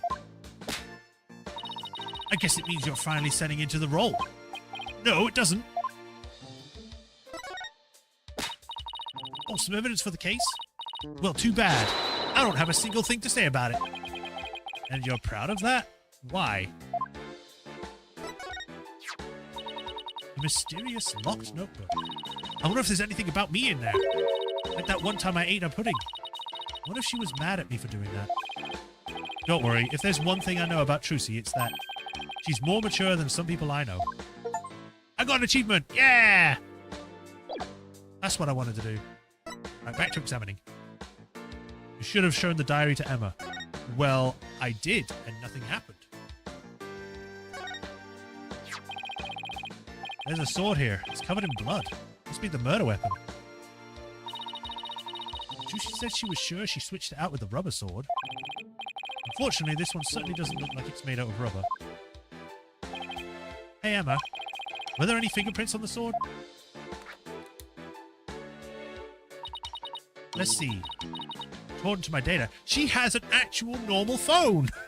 Or a modern phone. And what achievement? An achievement for showing the book to Athena before giving it to Trucy. She holds grudges. No prints were found. But that could be because the culprit wiped them off. Come to think of it, Trucy was wearing gloves during the show. So she certainly wouldn't have had left any prints on either. We haven't finished looking. Can't take me back. I've still got to look around. Something isn't right. It just doesn't make any sense. What's the matter, Apollo? You're making that weird thinking face again. How did what should have been... What? How did what should have been a rubber sword get switched with a metal one? Plus, the timing of that dragon set piece falling down. Wasn't that just a little too convenient?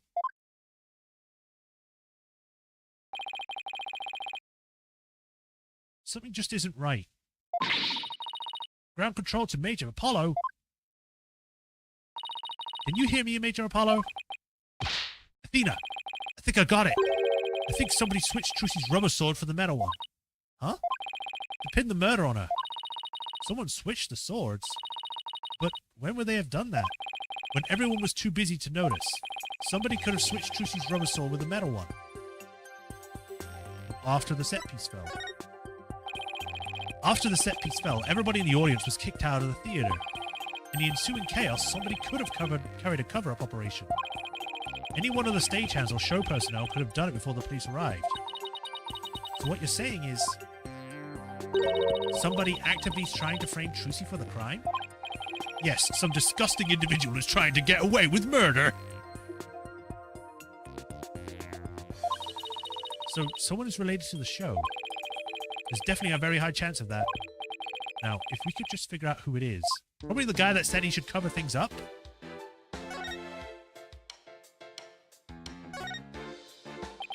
So this is the coffin the dead body appeared from.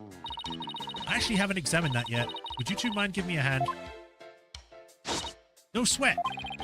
Trucy said the coffin was supposed to be empty when she stabbed it. So how did the victim even get in there? I bet there's a secret door or something. Also, if there was a dead body, there would be blood everywhere. The fact that there isn't means that he was pushed in there after his death. Or he was dead. It sure is an oddly shaped thing, isn't it? Who knew it wouldn't fold? Who knew it could unfold into something like this? Well, I heard that since it's used for magic tricks, the left and right panels are made to be interchangeable. How that helps with magic tricks, though, I have no idea. I'm sure they make use of it in some way we can't even imagine. Beep. A white outline, huh? This is where the body was. What exactly did it look like just after the incident occurred, I wonder? Oh, I have a photo of the crime scene. Here you go.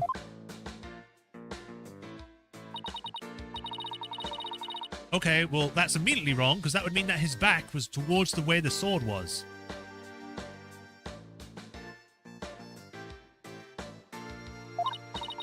Yes, that's definitely what killed him. Wait. Looks like he was stabbed in the back. Yeah. What's this thing around his waist? It's a cinch. You know that you put on a rope to get pulled up? It's a stunt harness. A stunt wire can be attached to it so the person can float and fly through the air. Come to think of it, he did fly in Act 1, didn't he? Crime photo. Body appeared to be in the coffin. There was a harness around the waist for a stunt wire.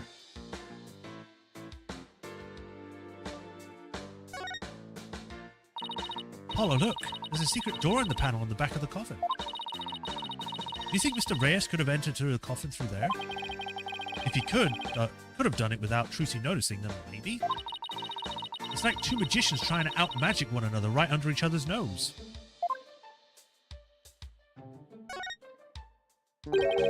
Wait a minute. It looks like the bottom of the coffin opens too. Ooh, a secret door! Let's try opening it! Oh, look at that! It seems to lead someplace under the stage. That's right, it goes to the understage passage. It's pitch black down there. Hold on. I think I see something glowing faintly. It's hard to make anything out from up here. If you try to go down there, the magicians will get mad at you. Apparently, there are things down there that will give away the secrets behind their tricks. Well, too bad. This is an investigation. They can't stop an investigation just because they're angry. Well, that sucks. It's all right. It's all right there, and we can't even check it out.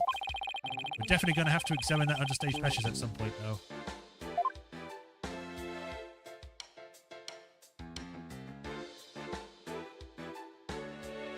Alright, well, I don't see anything else.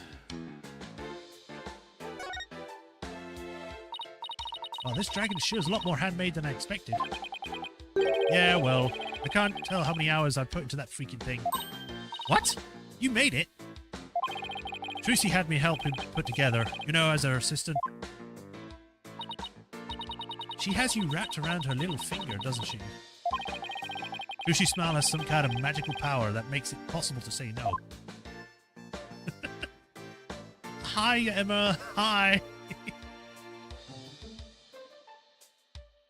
Okay, let's change perspective again. Whee!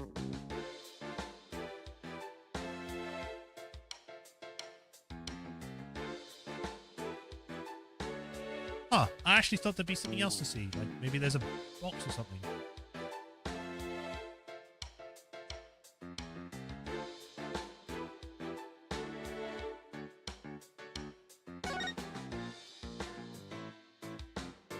Well, I think we've looked at everything. Oh, wait, no.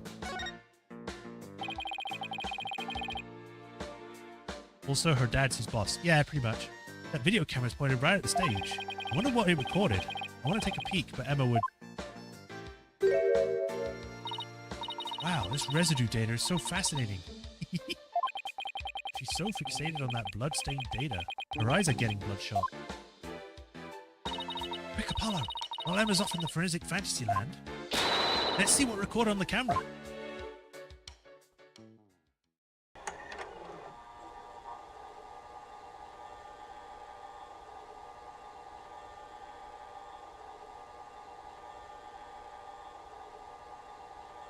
It's the stuff that was shown during the live broadcast. Or the news broadcast, whatever. Whee! There it goes.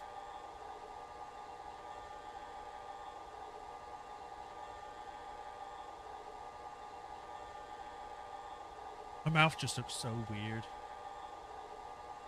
I'm gonna beat you! Yeah!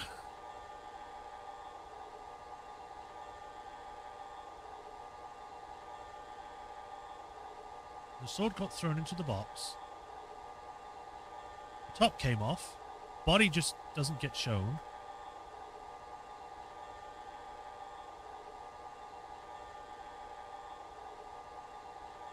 It's thrown up, then that thing happens. How'd they do the heart? It's magic! That's how they did it! It's the same video we saw on TV where you can't see the body at all. Apollo, did you notice a strange shadow in the footage? No, why? I don't think it was my imagination, but I'm pretty sure I saw something. He should see this! He's supposed to have their eyes! She's supposed to have the ears! How does she see something he doesn't? Strange shadow, huh? I don't know what it was. Let's see. What else do we need to do on this stage? Emma, did you find any fingerprints on the coffin? Actually, I haven't checked it yet. I was going to do that at the end. I'd like to save the best for last. Aren't we exactly talking about dessert here? We aren't talking about dessert here. Oh, but we are. Would you like to partake in my delicious dessert? I don't mind sharing. Okay. Oh, yes, please. There's always room for more dessert, right? Alright, I guess I'll join you two. So, could you show us how to check for prints, Emma? Sure. Let's start with the basics.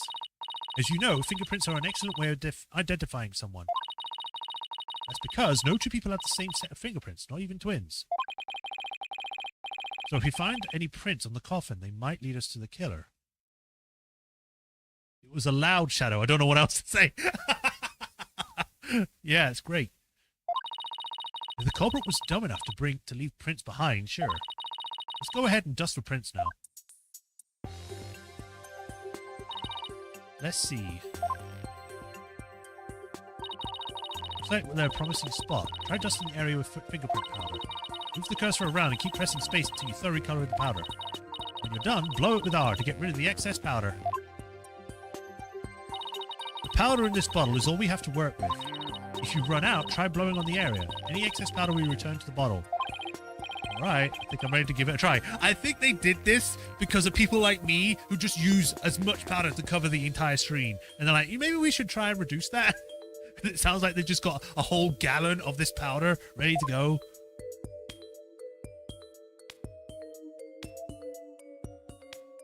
Oh, they've changed it slightly. It doesn't seem to be as powdery, but then again, it's not as close.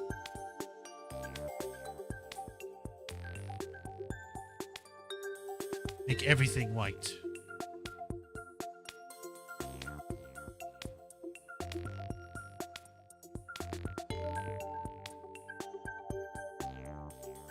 Whoa. Woo. Found some prints. Looks like the fingerprints of somebody's left hand. Now, let's try comparing those with the ones we have on file. First, switch to Analyze mode with Q to select a print. Next, select the print you want to analyze and confirm it with space. This has got the most print. Oh, I've got a pretty clear print here. I wonder whose it is. I have the prints of everyone involved in the case right here. Just choose the person whose prints you'd like to compare the sample against. Well, the last person who was in the coffin was Athena. Oh no, the last person in the coffin was the magician, so...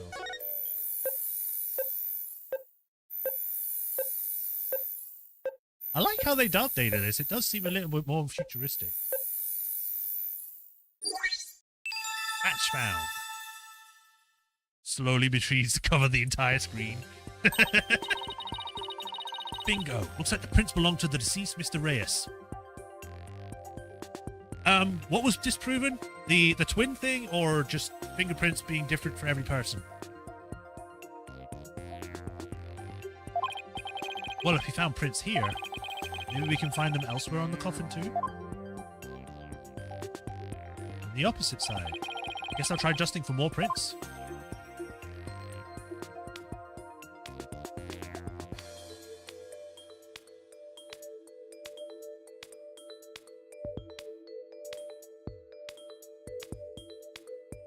This one is a face print.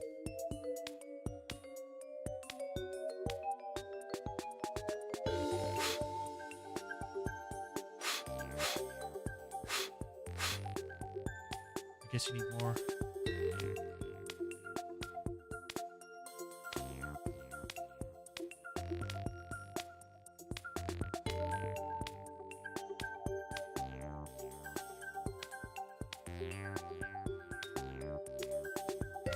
Cover everything in white. Come on.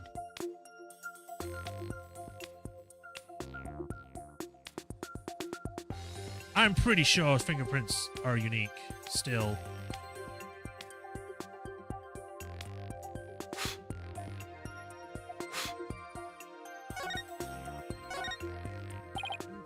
There, I found some. These prints are apparently Mr. Reyes's too. Shall we try looking for prints on the other side of the coffin now? Yeah, let's. This time you'll be able to rotate the coffin to look at it from different angles. It'll give you a chance to examine thoroughly.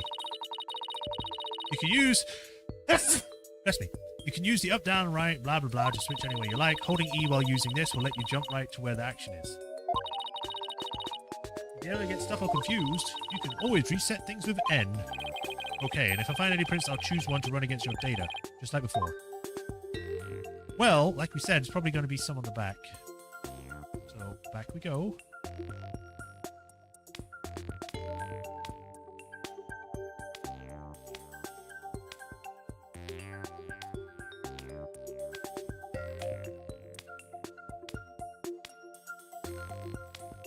I mean, I know that some people can have sort of similar prints.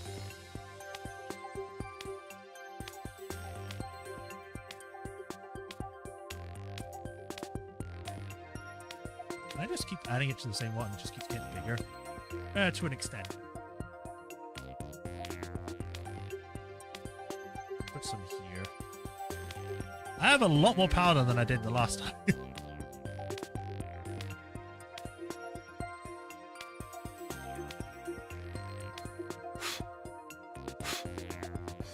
Nothing, really.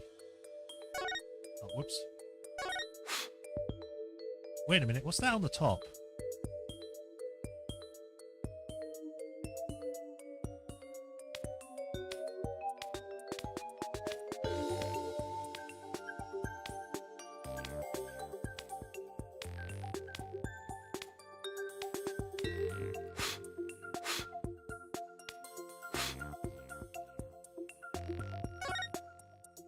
Oh, whoops. Ah! Stay!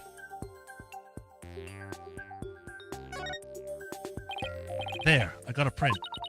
Alright, I'll just check it against my data. Huh? That's funny. Doesn't match the prints of anyone involved in this case. Really? None of them? How can that be? Now then, I wonder if I can find any more prints.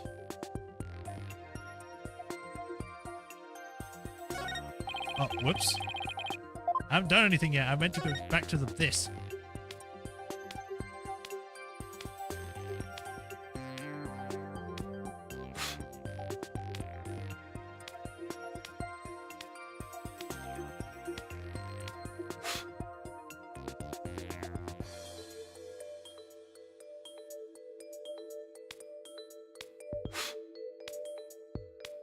I wish I could just like rapid put stuff down. Like just dump out the entire thing onto the thing, because this is going to take forever.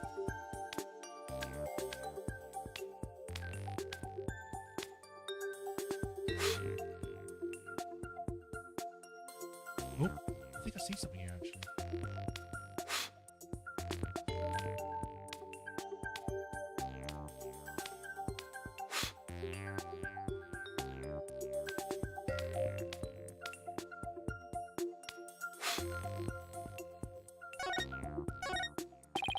Found another print.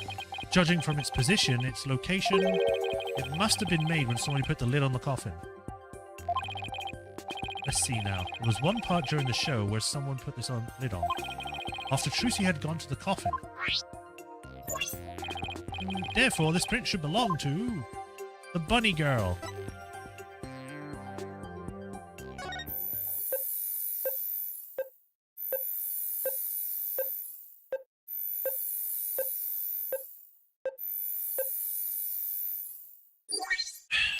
Match found. Looks like that prints belonged to the bunny girl. Come to think of it, she did put the lid on the coffin during the show. Probably when she left her print on the lid. Hey, we found them all, I guess. Looks like that's about all the prints we were able to we're going to find. To sum everything up, the prints we found belong to the victim, Mr. Reyes, the bunny assistant, Bonnie, and some third unidentified person. But that's strange. We didn't see anybody else up here on the stage during the show. Does this mean that some outsider was up there? Somebody unrelated to the show? Guess we can't really say at this point. Well, thank goodness we didn't find any of Trucy's fingerprints, right? I mean, do you have her fingerprints? Because she's not here. That's only because Trucy was wearing gloves. Hey, Emma, there's something else that's been bothering me about the prints. Don't you think there's something odd about Mr. Reyes' print? Odd? What's odd about them? Well, if Mr. Reyes was standing in the coffin facing to walk forward, he would have left prints like this, right? But when we look at the actual prints, they were facing backwards. Doesn't it make it doesn't make a whole lot of sense. Hey, what do you know? You're right. I wonder how they wound up like that. Maybe he was accidentally facing the wrong way at first, but then turned around later? No, the coffin is too small for a guy of such size to turn around in. But all he would have been able to manage is maybe a little bit of twisting. And it doesn't really make any sense, does it?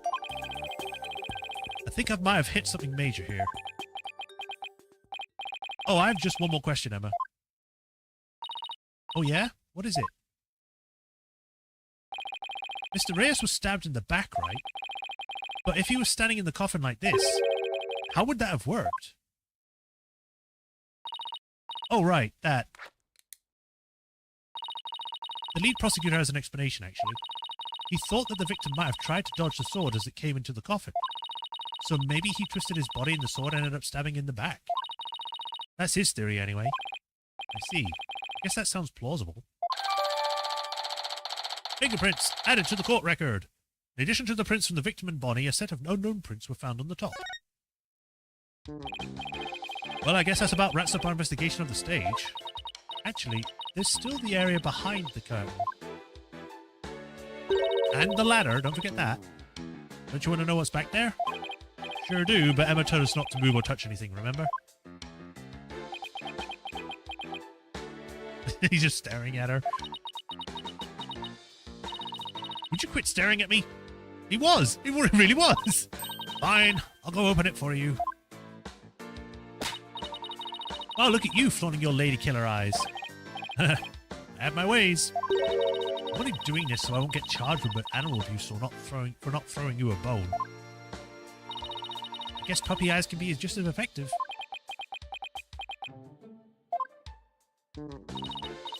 Alright, I'll be back. Whee!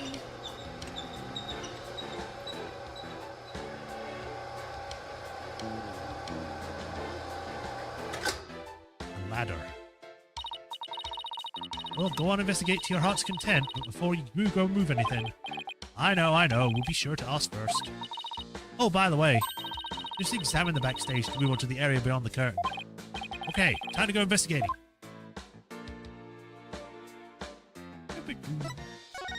To the examine. I meant to examine, not look or move. Seeing the stage this way kind of breaks the illusion, doesn't it? It just goes to show that some things are better left unseen. Ooh, listen to you. Sounding all grown up and stuff. Don't worry, I'm sure you'll have some cynical one-liners of your own someday too. Oh boy, I can't wait. Anyway, on to more pressing matters. Let's examine the backstage area. Whee! A hammer? Understage. A bucket! A dustpan, a broom, and a bucket. I guess they use these to keep the stage tidy. I doubt that's what this bucket is for, though. See how it says fire on it? I swear, if they just say, oh, did they carry fire in the bucket? Oh, I guess it's a fire bucket then. Yeah, I heard the theater owner went out and bought that just for the show. Just one bucket. When he heard there was going to be a fire truck, he flew to the store to get it. Why did he get a fire extinguisher? Why a bucket? But can a little bucket like this really put out a raging fire? I'm guessing the owner thought it could.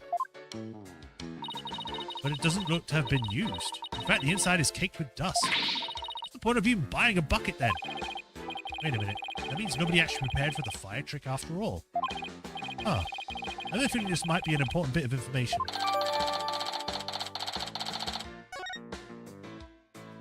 Why is the broom got something impaled through it?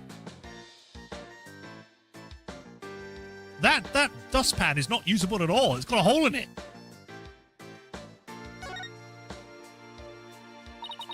What is this thing? It's a winch. I'm guessing they used it to pull up Mr. Hat. Oh, look! There are two winches. One back here and one up there. Apparently each winch was rigged to up something different.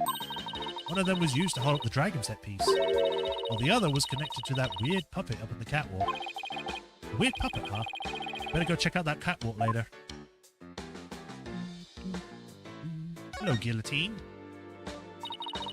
It's a guillotine, but it's not real. It's just another one of Trucy's props. I wonder if it was supposed to appear in the show. Huh? You mean she didn't mention it to you? She said you were going to make a guest appearance on stage for a guillotine trick.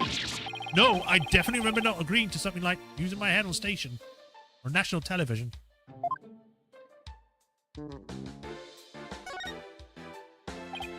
Hey, there's a coffin back here too. Looks like there's stuff stuffed in the side of the dragon. There's a stuffed dragon inside. No, wait, look, it's just an illusion. See, the dragon looks like it's inside. But it's really just painted on the front lid. Oh, wow, you're right! That's really something else. If the show hadn't been cancelled, we might have gotten to see this trick too. Huh. Time for the ladder debate. Looks like this ladder leads to the catwalk overhead. Do I really have to go up there? Why don't you go up and check it out, Athena? I'm sure you'll like the air up there. Huh? Where in the world did you get that idea from? Wait a minute. Are you saying I'm a airhead? How rude can you get? That's not what I'm saying at all. Up you go. I'll just wait down here. Okay, now I'm starting to get the picture. You're afraid of heights, aren't you, Apollo? Come on now, this is Trucy. She needs us, so we can get up to the catwalk we go. Get up into the catwalk! Well, I guess it's time to put on my big boy pants. Whee! I wanted to look at the underpass stage, though.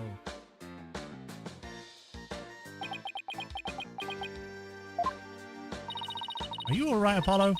You're white as a sheet. I'm fine. Don't look down, Justice. Don't look down. Those green things over there look like cushions. I guess one of them was used to absorb the impact of when Mr. Hat zipped up. Let's go check it out. Way over there. Bunny! These set pieces look like a rabbit and a moon. Although, they kind of look like they could be a duck and a croissant, too. Oh! Yeah, I guess so. What did it look like to you, Apollo? The Grim Reaper and a guy falling to his death. Come on, let's wrap this up with the investigation before your imagination catches up with you. Hello, Mr. Hat. How you doing? Huh. What's that? Look, Apollo, it's Mr. Hat. He's attached to a wire. Actually, didn't Trucy say something like... They quickly raised Mr. Hat up by wire? I think he's scared of water. I mean, he can't swim. Oh, that's why he stayed out the orca case. I don't know. I thought it was because no one wanted to take him on. Into the cushion on the catwalk. Maybe the stage hands pulled Mr. Hat up and left him here afterwards? That wire attached to his back. Looks like it connected to one of the winches down below. Huh. Mr. Hat's cape is ripped. Did that happen during the show? That's odd. It almost looks like it was slashed with a blade. How in the world did that happen? Apollo, I see that you're trying to take this all in stride, and I respect that. But seriously, you're trembling like a newborn fawn up here. Get it together, man. I can't help it. You should know about phobias. You're a freaking psychologist. Give the guy a break.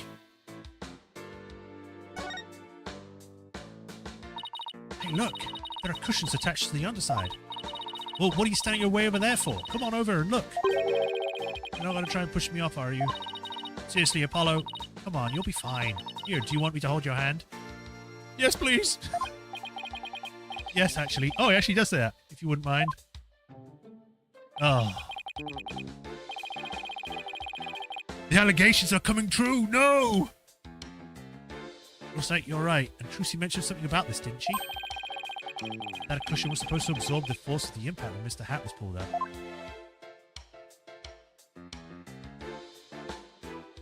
Is there anything else up here? Ah.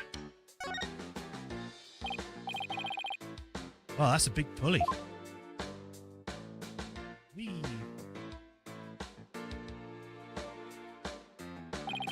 Looks like it's connected to one of the winches down below. The dragon set piece must be hanging from this.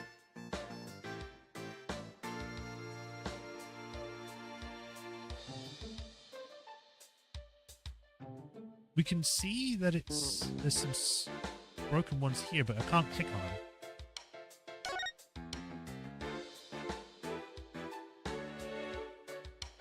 them. It looks like Mr. Hat is rigged to this smaller pulley. Let's see, how'd it go? After being blown a kiss, Mr. Hat goes wild and, just as he's about to stab the coffin, he gets pulled up to the catwalk. And the smokescreen was to hide his ascent from the audience's view.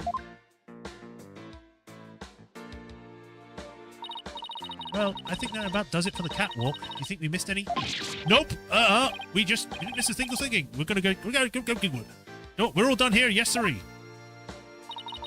I take it you're ready to go down? Yeah, I think we better. I feel fainting smell coming on. Oh, brother. You don't need to hold... You don't need me to hold your hand again, do you? Starts going down the ladder, it falls.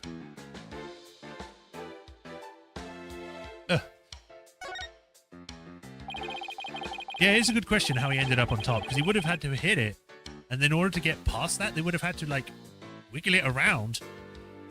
There's a sign here that says understage. Bet these stairs go to the understage area. Lucy told me that she and her fellow magicians call it the abyss. Wonder why.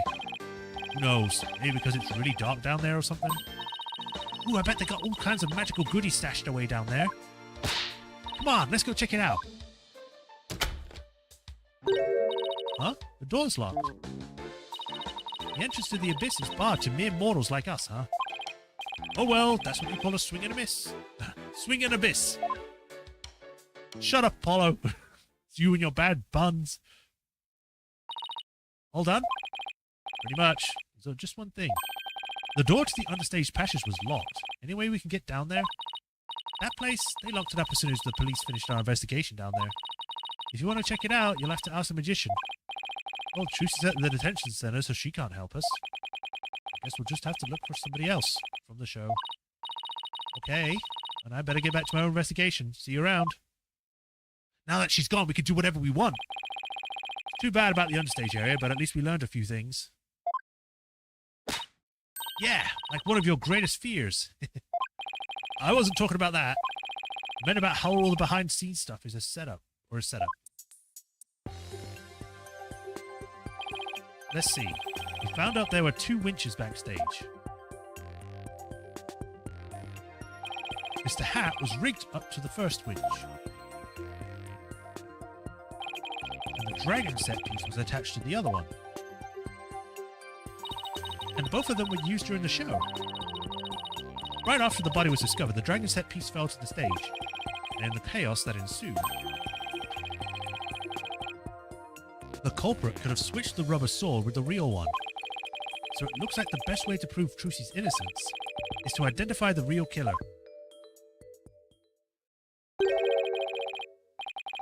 What a complete and utter mess! This is all great, just great.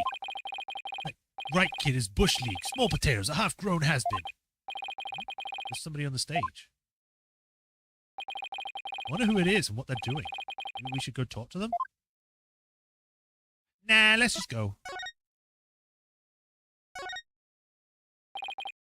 Excuse me, are you connected to the show? What, you two got a couple more headaches for me to handle? I got my hands full as it is. Hey, I remember this guy. Hey, you there! What the heck's going on? They wouldn't even let me in. Me, for crying out loud. Oh, Mr. Ritten is... Ratings. There's an accident during the show. An accident? Great, just great. That's all I need right now. Do we have any idea how much money we're seeking into this program? It's that man who was going off at the stage in front of the theater. I ain't never seen you guys before. If I had to guess, I'd see you're not production staff. Huh? What's that I spy in my little eye? An attorney's badge. Well, howdy-do. I didn't know you fine folks were lawyers. My business card, if you would. Charmed to make your acquaintance, I'm sure. Adam, far less likable Adam Sandler. I don't know. Oh, thank you. So you're from the TV station, I take it? Sharp as a tack you are. I'm the producer of this TV special. All my idea, by the way. I'm Apollo Justice, Trucy Wright's defense attorney. Trucy Wright's?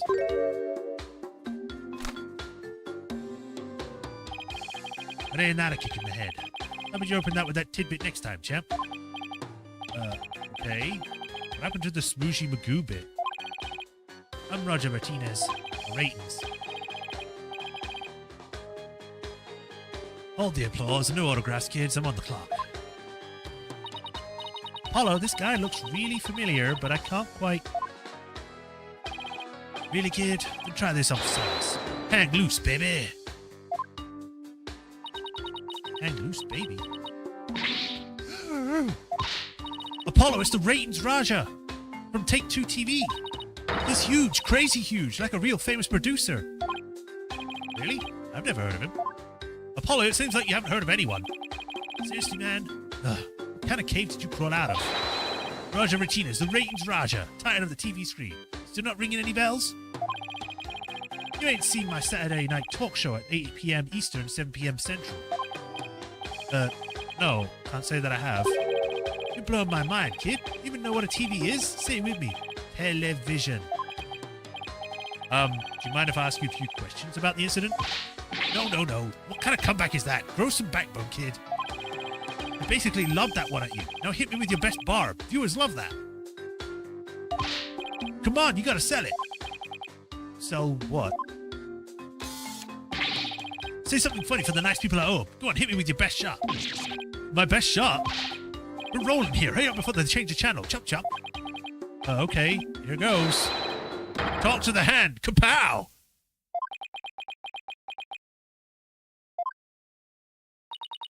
Pow? Really? And why are you pointing all dramatically at while we're in court? I don't know. It just seemed like the thing to do.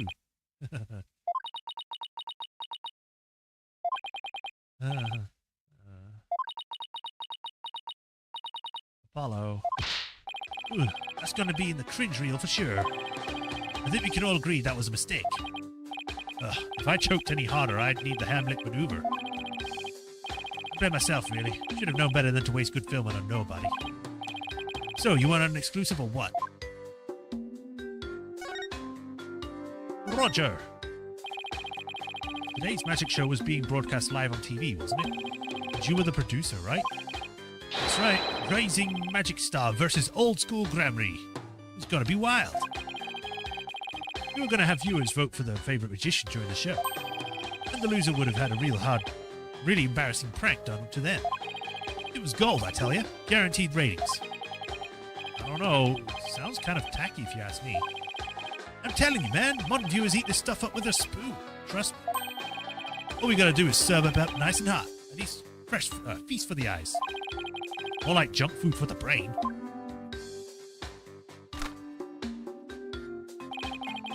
Heimlich. It's the Heimlich maneuver. That's what I said.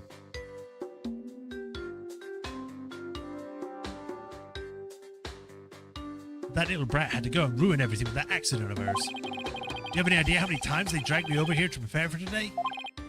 Oh, you must know the spheres pretty well if you came by that often. Ooh, this gives me an idea. How about this? Mad Mindskipper, the magical murderess. Closest comrades come clean. Tell me, has Trucy always shown signs of being unhinged? When could you tell us she was about ready to snap? Give me the lowdown. This guy's cruising for a bruising, Apollo. As long as you don't get caught on camera.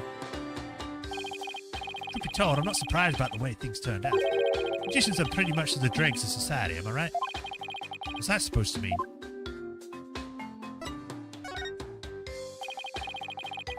What were you doing at the time of the incident? Shooting a show in the station studio. We had a whole bunch of girls in bikinis wrestling each other out there for the camera. So you didn't see the accident as it actually happened? That's right. That's why I was shocked when I first got here. So he didn't hear about the accident until he arrived, huh? I'm guessing what you really want to know is whether or not I have an alibi, am I right? My staff at the TV show the studio can vouch for me. Why not go there and ask for yourself? You can give them my card and they'll let you in. You have an alibi, huh? Good to know. Magicians are all a bunch of good-for-nothings, if you ask me. Con artists and thieves is what they are. They trick people and take their money. One from you, that's rich, pal. Magic tricks aren't the same as con jobs, you know. That's right. The people watching never feel like they're being cheated. Lawyers spout hypocritical nonsense. Big surprise there, LOL. And post. Did you just post about us in real time? Those Grammarys are all criminals. It's in their blood. Trucy Wright ain't no different. That girl is no good. She may look all sweet and innocent, but she's a stone-cold killer. Don't you talk about Trucy like that. You don't know the first thing about her. You won't find a sweeter, harder working girl around anywhere. Here. Period. You got the wool pulled over your eyes, I see. What in the world are you talking about? You'll see. I'll dig up the dirt and expose the dark heart behind that sweet smile. I'll prove the Grammarly magicians are all a bunch of lowlives.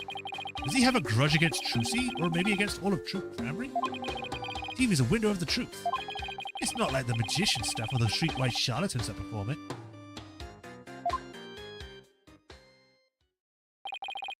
It's a shame. Crying shame, I tell you. What was supposed to be a fun, light-hearted program turned into this sorry affair. I'll have to sell it to news outlets all over the world if I'm going to make my money back. Trucy Wright will make her debut, all right, and not as a magician, but as a criminal. What? It's my duty to report it. Can't let a tragedy like this happen again, can I? Even if she gets off somehow, I'll make sure she never walks the streets again. We won't let that happen. We won't let you do that to her. We're going to prove her innocence in court. Listen to you, acting all high and mighty. You're just another money grubber. I know how you lawyers do things. Stop at nothing to win. I beg your pardon. If you win your trials, you get fat stabs, right? Is money really all you care about? What's with him, Apollo? I won't he listen? But enough about you. I'm all about going after Trucy now. I won't stop until she's behind bars. That's how we in the media just out on justice. If we even get on court, my expose is going to take you down.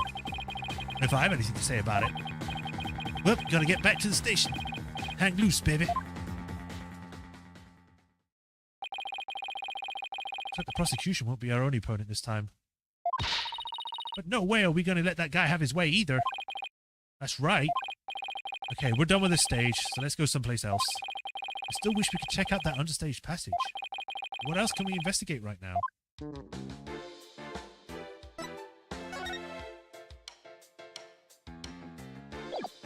Well, I mean, she's not here right now.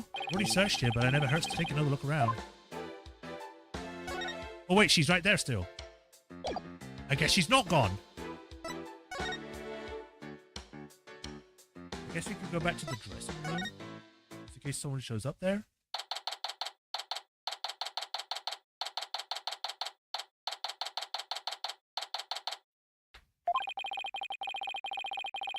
About all that's left to check is that understage passage. I'll have to try and get one of the staff members to unlock the door. Huh? Somebody just came into the dressing room. Oh, it's you people again. You came back. Huh? It's the bunny. I saw you, you know. Excuse me. Stretching. Oh, it's you. The bunny assistant from the show, right? What? Oh, yes, that's right. My name is Bonnie DeFam. I remember her talking to us earlier. Performing magic is like walking a tightrope. There's always an element of danger. One little mistake can even cost you your life, you know. I wonder if she'll make it across today. And what do you mean by that exactly? Hee, oh nothing. Now if you excuse me. You said some pretty strange things then. I saw you take it. You took something from our dressing room. Oh, Bonnie, that teleportation trick you did was amazing. Fantastique. What? Oh, thank you. I didn't get a chance to read that, goddammit. Well, what you did stealing is... What other kind of magic tricks can you do? Me? Oh, well... How about this? Bonnie! Splendido. I think Bonnie's trying to say something to us. She is? Thank you, Mr. Thief. Thief? I saw you. I saw you take that notebook. Please don't take things from our dressing room. Huh? So it's true what they say. Thieves really do return to the scene of the crime, don't they? Thieves? I thought it was just arsonists in real life. Guess that means she really saw us, huh? Well, this looks pretty bad. If you return what you stole right now, I won't call the police. Oh boy. You got it all wrong. We're Trucy's lawyers. She asked us to bring the notebook to her. Trucy's lawyers? Oh, I'm sorry I called you thieves. If you really thought we were thieves, why are you still doing magic tricks for us? I can't help it. If anybody asks, I just can't bring myself to refuse. Does that mean she's a real people person, or that she aims to please a little too hard? Yes. In that case, can you tell us the secret to your teleportation trick? Well, I don't know if I should. Ow! If I keep up the pressure, she might just tell us. I've been dying to know. Leave the poor girl alone. Are you investigating the case? Yeah, that's right. I'm Trushi's biggest fan. I just love her to bits. I'd do anything to help her. We appreciate that. In that case, would you mind if you asked you a few questions? You're the murderer, aren't you? Turn the light for a second. Bonnie. You're a magician, right, Bonnie? That's right. My specialties are teleportation and this little trick right here. Bunny. Oh, no, Bunny.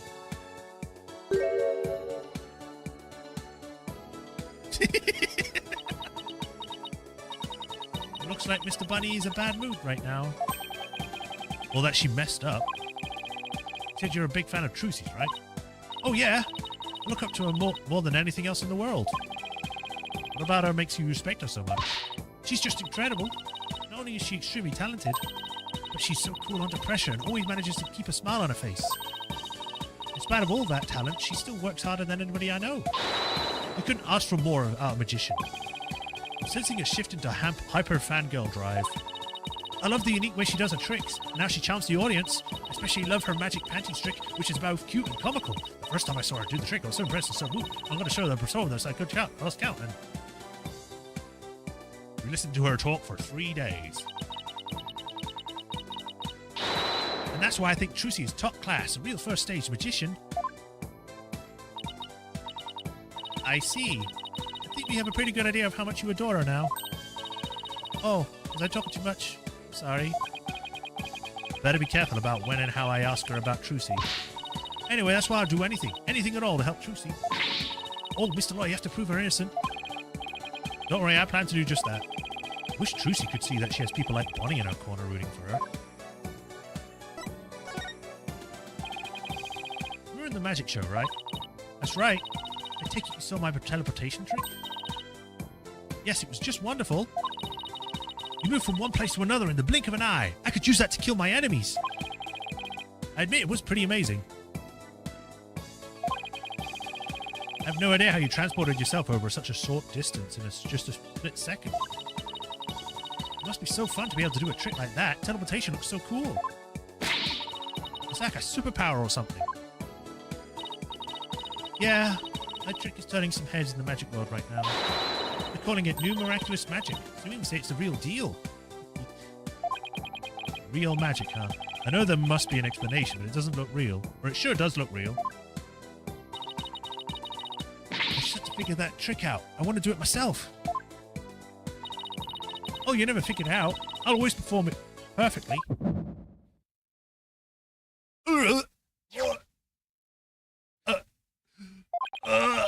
This feeling looks to me like Bonnie is hiding something.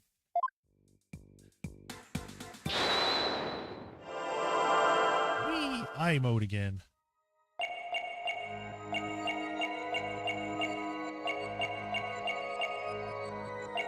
It's probably either going to be one of her hands or something.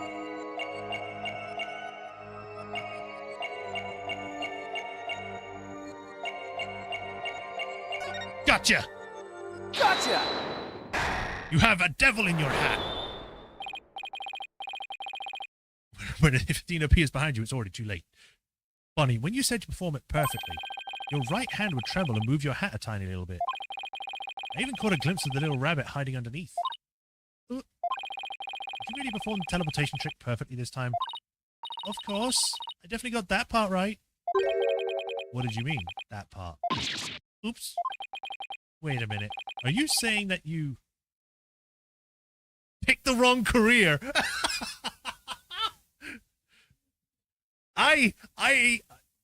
Okay. I have to choose that. There's no way I can't. Picked the wrong career, kid. Does that mean you regret ever choosing to become a magician? Is that why you perform your job with such a forced smile on your face? Is it to hide your true feelings of regret? What? You feel like you made a mistake in your choice of career? How can you even say that to me? I became a magician because I looked up to Trucy. I wanted to be like her. I'll never forget that decision. No? You sure? Maybe you're the one in the wrong line of work, Mr. Lawyer. Ow. So I made one mistake. Look, if you messed up, it wasn't part of the teleportation trick then. Are you saying that you didn't switch the swords? Did you maybe make a mistake during the switching of the swords? I wasn't involved in that part, so how could I make a mistake? But even I could mess up if I was simply watching. If you were simply watching. Oh, I never make any mistakes under any circumstances. That's what I meant.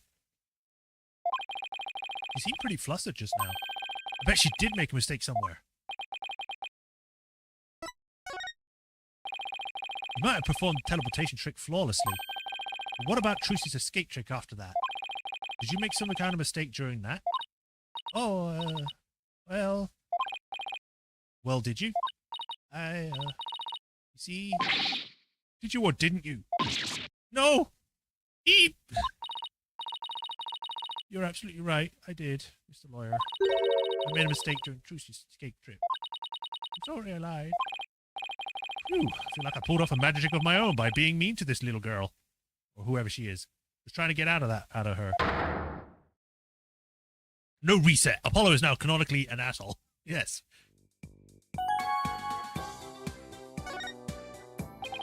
So you made a mistake during Trucy's escape trick. I actually didn't check. How old is she? Oh, she's 19? She looks younger than Athena. Okay. Yeah, I was in charge of operating Mr. Hat, you see. But I made a huge goof.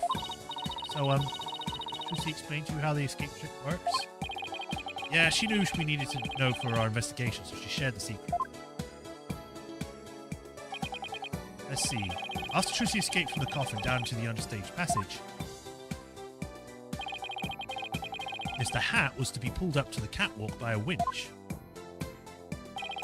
Trucy would then pop up on stage through a trapdoor. I was operating Mr. Hat at the time, but I flubbed up when I was supposed to have him stand. I was supposed to make Mr. Hat stand to the left of the coffin, but I messed up and had him stand to the right by accident. Huh. Matches up with what we saw during the show. Huh? But then doesn't that mean... Trucy would have ended up popping up on the side opposite to Mr. Hat? Yeah, she would have if she hadn't done some quick thinking on that theme. She managed to pop on the right-hand side of the coffin for me. So the audience never knew a mistake had even been made. She is small, yeah. Small bunny. Way to go, Trucy. But my mistake caused her so much trouble. I think I better ask Trucy about this later, too. Oh, by the way, we'd like to investigate the understage passage. Would that be alright? Oh yeah, by all means. Anything to help prove Trucy's innocence. I'll unlock it for you. This is probably the douchebag. Hey, there you are. You got a minute? Oh, Mr. Oh, right. Mr. Ratons. Yes, of course. Not you, Bunny. The lawyers. They're the ones I want to see. You have business with us? Here you two are from the same agency as Trucy. Is that true? Yeah, that's right. This is for you, then. Hang loose, baby. Contract between Take-Two, TV, the first party, and Trucy Bright, the second party. If through the fault of the second party, the show must be cancelled in part or in full, the second party will pay $3 million as compensation to the first party. $3 million? Yeah, that's more like it. That shock reaction, that dumpy expression. You make a great comedian. Really? I know, I'll put you on my show. We'll get one of those cartoon anvils to fall on your head. Wait a minute. Is this for one of those hidden camera prank shows? You wish. This is an official contract. See for yourselves. You're the lawyers after all. You should know one when you see one, right?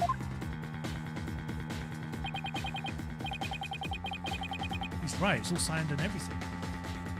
Is this what Trilogy signed when it was at the beginning?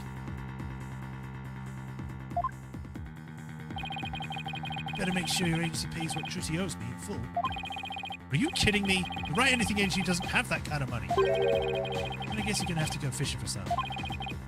See it now. Crazy's cash. The legend of the seasick Lloyds. Fishing on the high seas? No thanks. I can't even swim. Oh, well, there you go then. Objection! What kind of ridiculous, low-down, unfair, one-sided contract is this, you son of a bitch? Hey now, no ridiculous here. It's just all perfectly legit. It's got a signature on it, see? Just gonna say this now. This like whole contract would not fly in any way. You can't be just like, oh yeah, you give $3 million for something that's your fault. What? So it's like, oh, you died. Well, therefore, you have to pay $3 million. Ugh. Ugh. Oh, boys, I got a steep look at see the stupid lakes in your face. It's priceless. And post. I'm getting responses already. It's going to go viral. Oh, how could he? Bye-bye, reputation. Contract added to the court record. You ain't seen nothing yet, baby. I'm gonna drive Troop Grammary and everybody associated with it into the ground. Serves you right for getting involved with the Grammarys. What's this grudge you have against the Grammarys, anyway? Huh? What are you talking about? Stress is making you paranoid, champ. Come on, Bonnie, we got more filing to... I've got it. You are actually the magician. The one that was thought to be dead. Because his face is half covered. So maybe, or maybe they're brothers, or maybe we're going wild with theories. He's a demon.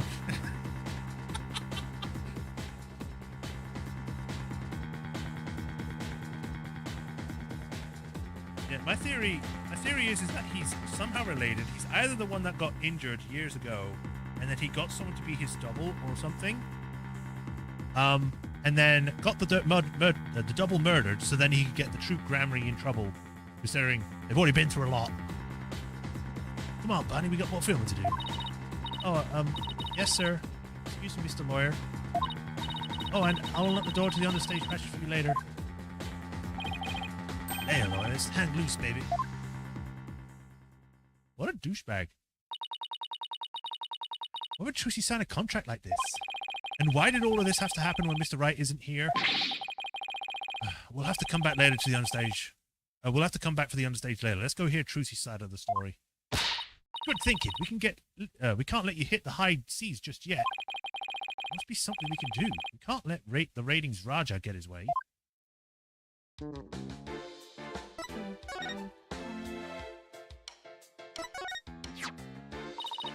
The victim was a popular magician, the great Mysterious. Mysterious! Oh! I just got it! Oh! Because it's Mr. Rius. Mysterious. Was there Mr. Rius really all that famous? Yeah, he was especially well known for the time traversal tricks. He could turn even a fully grown chicken back into a baby chick. Wow, I wish I could have seen that.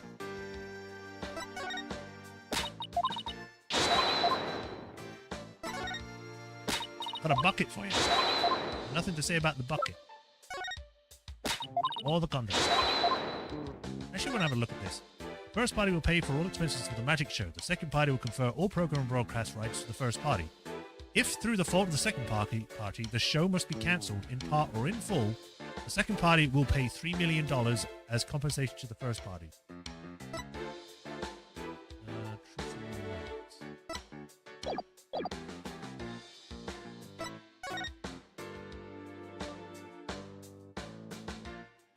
Told me what 5 times. There's been a lot going on, and I don't read everything that comes in chat, Ravertron.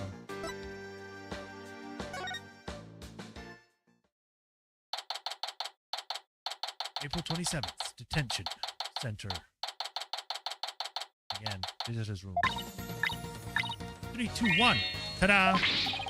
Wow, you made my handcuffs disappear. How did you do that? He's doing magic tricks for the guard? Now, should I try making you disappear next time, Mr. Guard? Can you do that? Oh, yes, please. It's so exciting. It's like...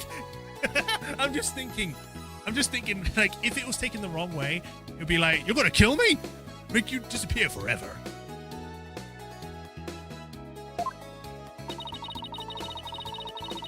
We should probably stop her before there's another incident.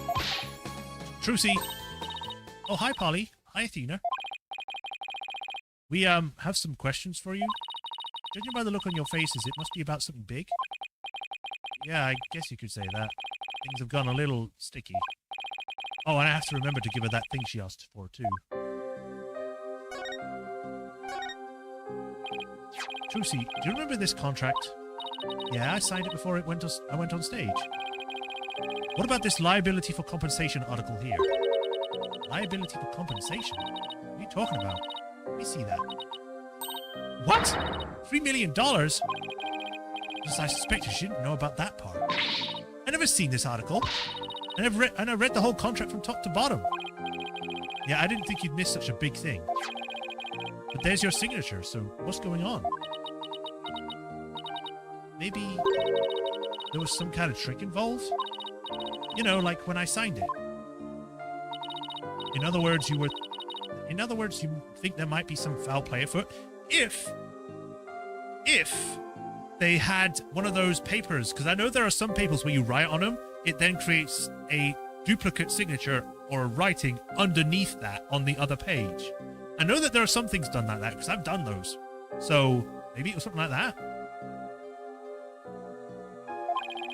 And I'm willing to bet that Mr. Ratings Raja is the one behind it.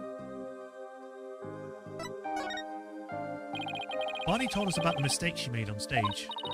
Oh, you mean with her Mr. Hat has been replaced? Even I was at a loss about what to do for a second there. How did you fix the problem? Well, I was down in the understage passage when I found out. I had to work my butt off to fix it, let me tell you. After I skipped from the coffin and went down into the onstage passage, I got a signal from Bonnie saying she made a mistake with Mr. Hat's positioning. No joke, I was freaking out.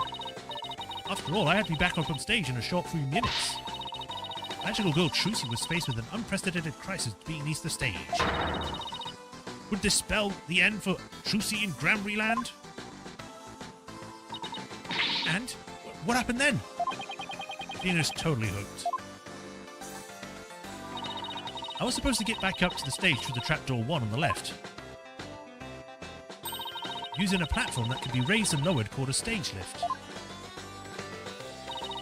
There was a stage lift ready and waiting in the lowered position, under trapdoor 1. But Mr. Hat had been placed right above trapdoor 2 by mistake.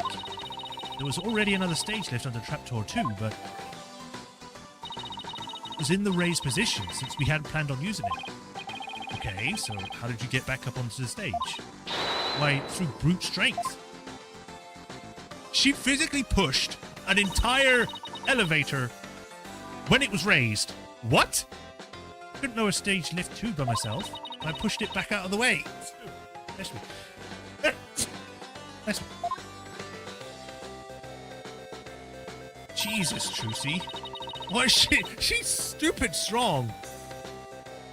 Like, being able to push it when it's, like, compressed would be kind of easier, but doing it when it's fully extended would be more difficult because the weight's not as distributed well. So it could tilt and everything. Then I moved the lowered stage lift 1 into the trapdoor 2. Oh, well now it shows it's on reels, but even so, that's still heavy. This thing's heavy. Wish I could have moved it with magic. Fortunately, my magic is useless under the stage. The understage is a dark abyss that drains magic of all powers. For all their magicians of all their powers. I can see why it's called the Abyss. I never knew it would take so much out of you. That's just how it goes in the real world. Illusions are created by the blood, sweat, and tears of those behind the scenes. Wow, I learned so much just now. Trucy, have you ever told anyone else about all this?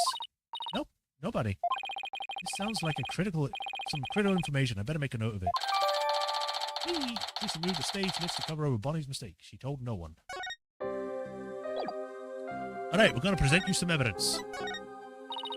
Are you saying you want me to conjure up a copy or two of this? Absolutely not. Forged evidence is aren't going to help us in court. It'll be fine. With my magic, I'll make sure the audience can't see the strings attached. You've done it once before. I do not need you to create more false evidence, Juicy. Please. We can't have another Dark Age of the Law scenario. It's not the audience, but the discerning eyes of the law I'm worried about. No matter where I perform, I always put this poster up in my dressing room. As long as it's up on the wall, I feel like I won't make any mistakes. Like a superstition, huh? I know the feeling. Still, it didn't stop such an awful thing from happening today. I hope my granddaddy doesn't show up at my bedside to scold me tonight. Me too, Trucy. Me too.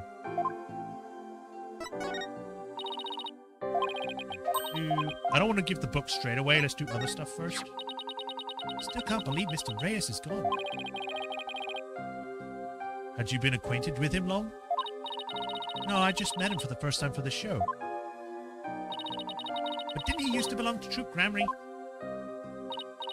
Yeah, but he left when I was little.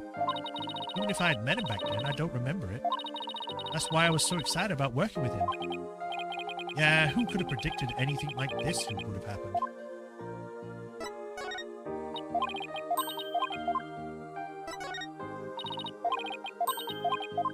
I'm gonna throw a bucket at you.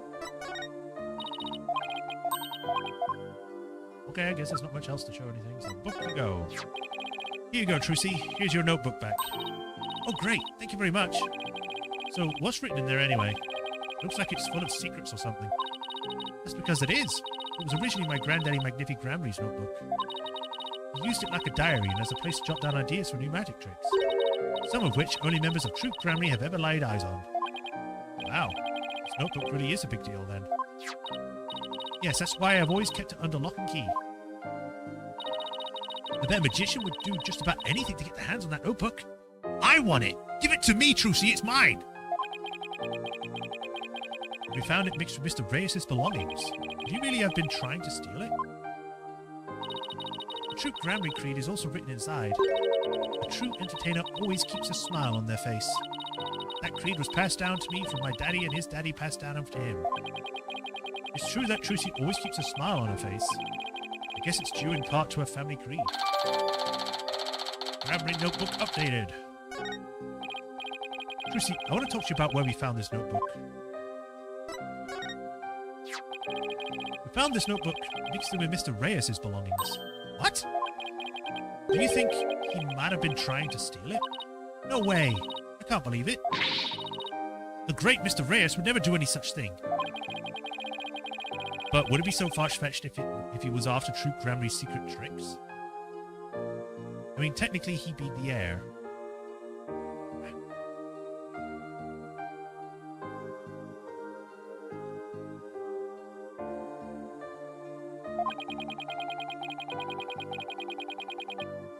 It makes for a pretty compelling motive to take the notebook.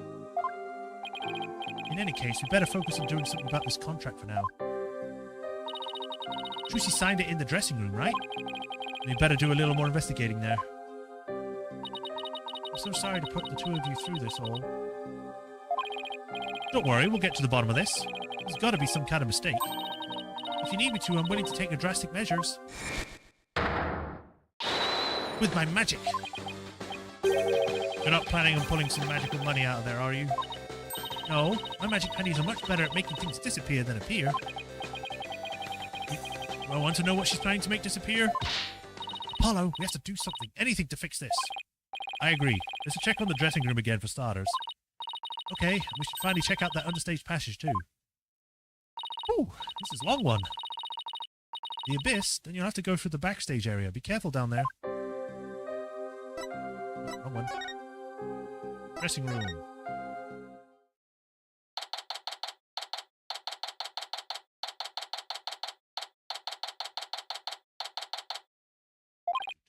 Okay, this is where Trucy signed that contract. Right, and there must be some kind of trick that was used when she signed it. The question is, what kind of trick and how was it done? If some kind of object or tool was used, there still may be a trace of it somewhere. Like with the pen or the paper. Well, it's time to find the secret to that trick. Alf gets. Let's do this.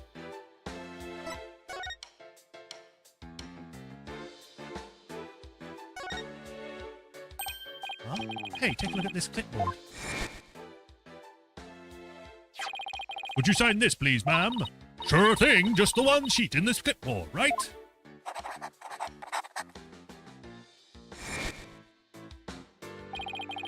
Isn't this clipboard Trucy used when she signed the contract? I think you're right. Let's give it a once-over. Whoa. Let's try opening the folder.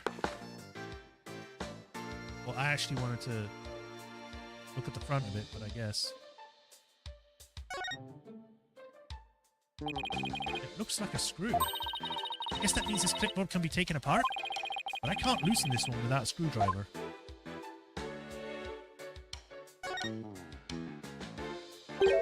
Hey, this screw.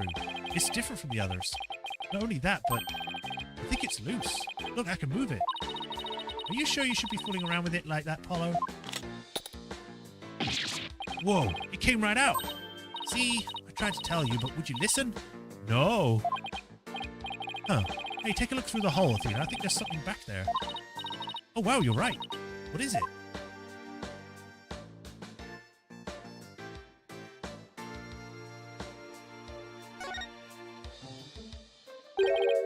Hey, look, the back panel is loose. I think I could take it off. Got it. You're just breaking things left and right today, aren't you? Look, there's something inside. The black sheet. What is this black sheet of? I want to say paper? Well, I know, it's carbon paper. You put it between two pieces of paper and it copies what you write onto the bottom. I was right! God damn, I'm so smart! Ah! I knew they were going to use something like that. I just knew it because it's the only way you could explain it.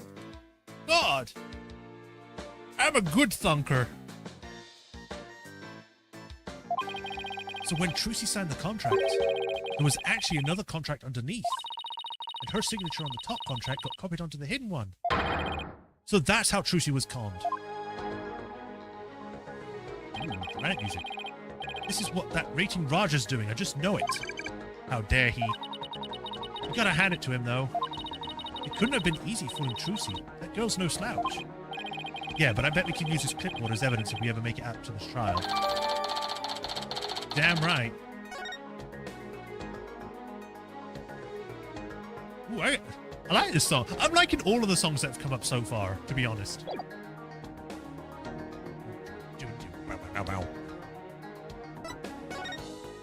Right, to the stage.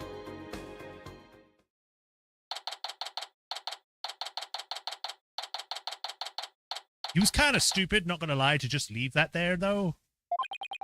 Let's see. We should be able to get to the understage passage from backstage. Hopefully, Bonnie unlocked the door for us like she said she would.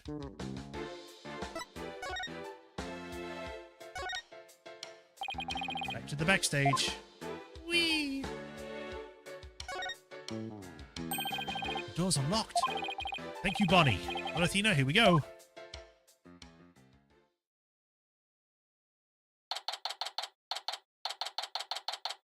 Was that a mouse? Understage. It sure is dark and dusty down here.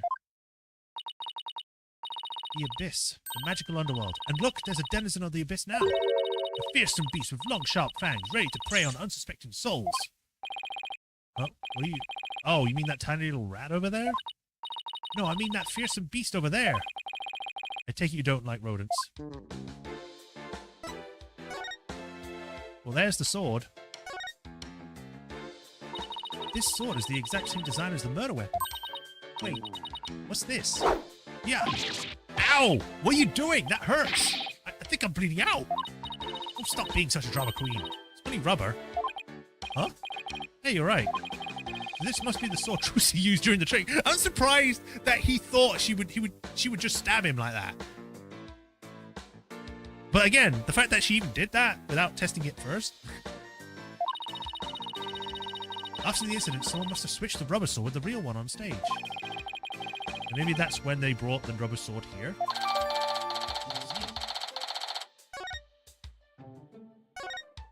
I'm gonna make it big someday too. Just you wait and see. What's that all about? My guess is it's the soulful cry of some poor assistant made to toil here in the darkness. And who would know about that soulful cry of bitter assistant better than you, right? You really understand the rider's feelings of despair and frustration. Sadly, yes. Yes, I do. You really shouldn't scribble on the walls, you know, Apollo. It wasn't me! It probably was. Look at all these props. Hey, there's something in that hat. A dove, cards, a juice box and some snacks. Looks like somebody planned to have a little treat in the middle of the show. It's hard work. We're gonna have some treats. The stage lift for getting up to the stage is looks like the crank lowers the platform. But Trucy said that it's impossible for one person to do it alone. That sounds like a challenge. Now I want to try it.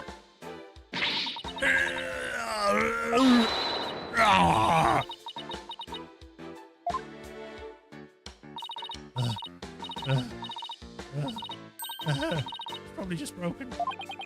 Or you could just take people out their word.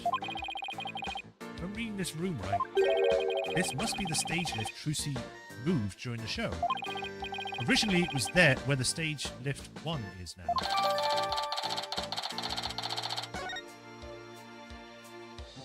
Why is there an X here? What's this glowing stuff? Oh, it's glow-in-the-dark tape. Hey, this must be what I saw through the secret door in the bottom of the coffin. But who put it here and why? Probably a marker of some sort since it's so dark down here. Sounds about right. Probably, maybe it's meant to mark which ladder to climb.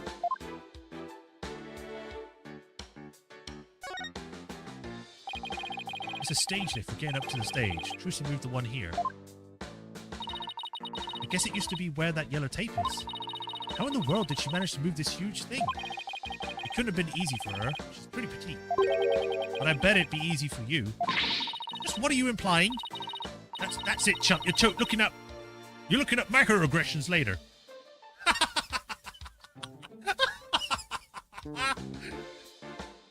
You're looking up this psychological thing, okay?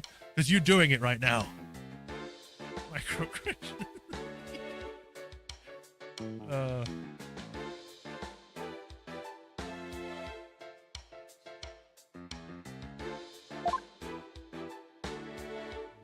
Is there anything on the ceiling?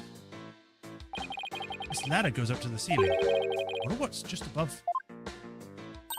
Apollo. Alright, fine. I'll climb the ladder. Why does it always have to be ladders? PC Principal comes in and kicks Apollo's ass. Huh? Where am I? It's pitch black. And cramped, too. You know what I think? I think you're in that coffin we saw backstage. Huh. So that's where the ladder leads. But why? I still don't get what that coffin was for. Hiding the other body? This ladder goes up to the ceiling, so I guess it leads to one of the trapdoors on the stage? Trucy must have used this ladder when she escaped from the coffin. Why don't you climb up there and see if I'm correct? It's not so high. You'll be fine, right? Huh? Why me? You'd make a young lady wearing a skirt climb a ladder? Yes. You could have climbed that one while I climbed the other one, but no, you had to do it one by one. Fine, I'm going. Like, just look up at Athena, or Emma, as I, hi. The light, it burns!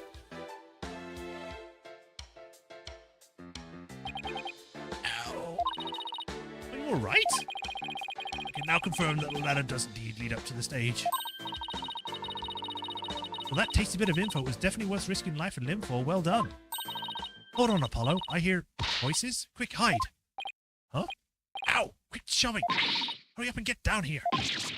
Ow, my arm doesn't bend that way. What the heck, Athena? Shh, look. There's so much work pretending to be cute and sweet. Isn't that Bonnie? Hey, Bonnie, wait for me. And the ratings Raja. What did we have to hide for, Athena?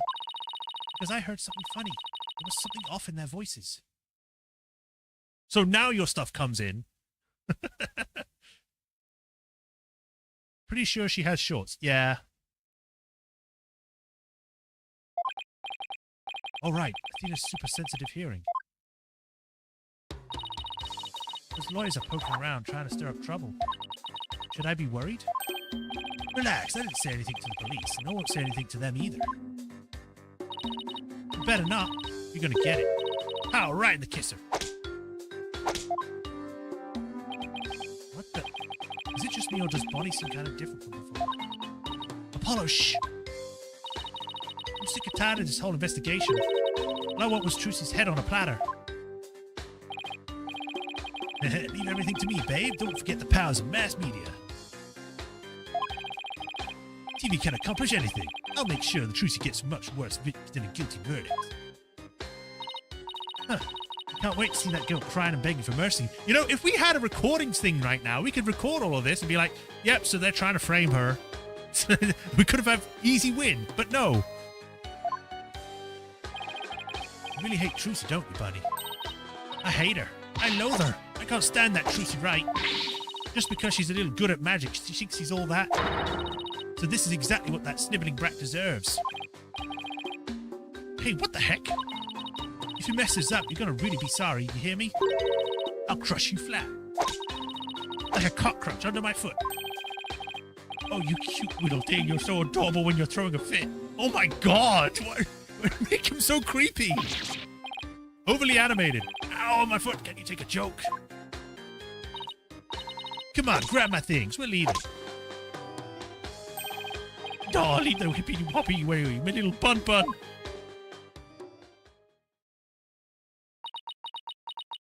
These guys are creepy. What the fuck?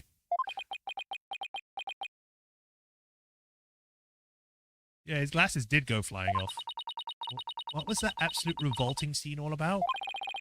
I guess the entertainment industry attracts all kinds of eccentrics. But then she still unlocks the Underdark for us, so why would she do that if it would help us? Especially if she knew it was supposed to be coming down here. But that conversation, it set off every red flag in the book. You said it, I smell plot with a capital P-U. Huh. Martinez claims he was on the TV station at the time of the incident. I don't know why, but I get the feeling that this game, they're trying to be a lot more, like, things are more stacked against you, if that makes sense. And I don't mean as in it wasn't stacked against us before, but now it feels like people are actively trying to get our characters into bullshit. Like, Trucy's 17. You're trying to get a 17-year-old convicted of murder, and so then she dies? What? It's a bit extreme. And we saw Bonnie on stage ourselves. Hey, Apollo, I have an idea. Why don't we pay Take-Two TV a visit? We can check up on the ratings Raja alibi while we're there. Sounds like a plan.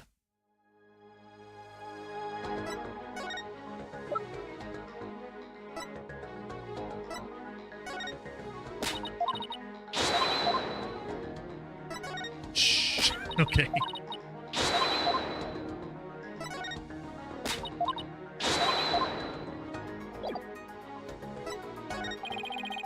I've already searched, but never know her. So now I can look around. I'll see if I can grab that rat.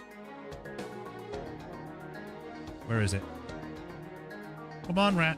Where are you? I want to say some, but that might be a bit spoilery. Well, let's find out. Get the rat! Get the... No! Damn it! It got away! Alright, to the TV studio. I still like this song.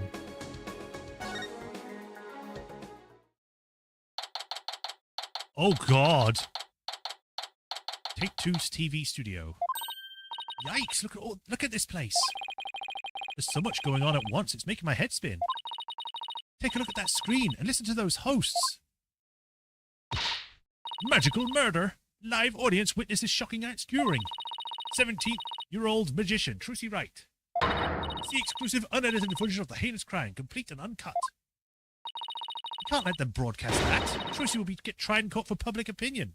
or in the court of public opinion. Well, I doubt we can stop them from airing it, but we can prove her innocence in a real court of law. No matter what garbage they throw on TV, we can just set the record straight at the trial.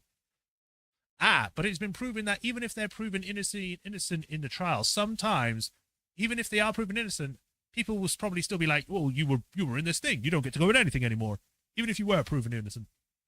Also, owl. This is so over the top, it is ridiculous. Time to expose Tina's gambling addiction. This must be a sort of video production sort of workstation or something. Ah, that coffee cup looks awfully familiar. Yeah, that's where Mr. Martinez always sits. He's very hands-on, you know. You always find him on the set on projects.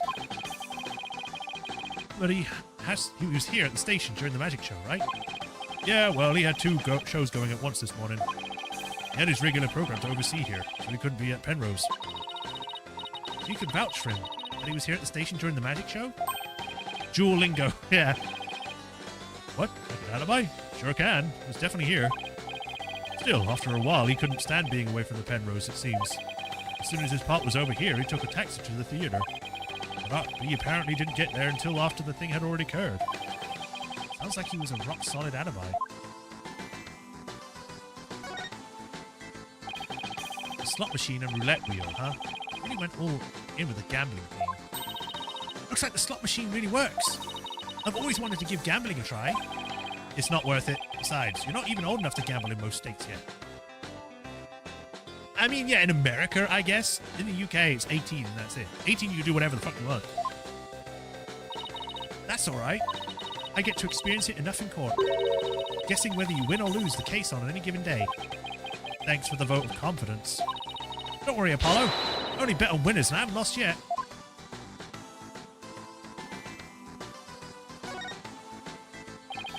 Pardon me, I know you're busy right now. What are you guys, street? Street? Does that mean people off the street or something? Petrucci writes lawyers. Oh, okay, lawyers. Got it. Well, what do you want? He must be really busy. He hasn't even looked this way. We're investigating the incident that occurred at the magic show this morning. We heard that Roger Martinez was in charge of that program. Yeah, that's right. The guy hates magic, but the show was always in here.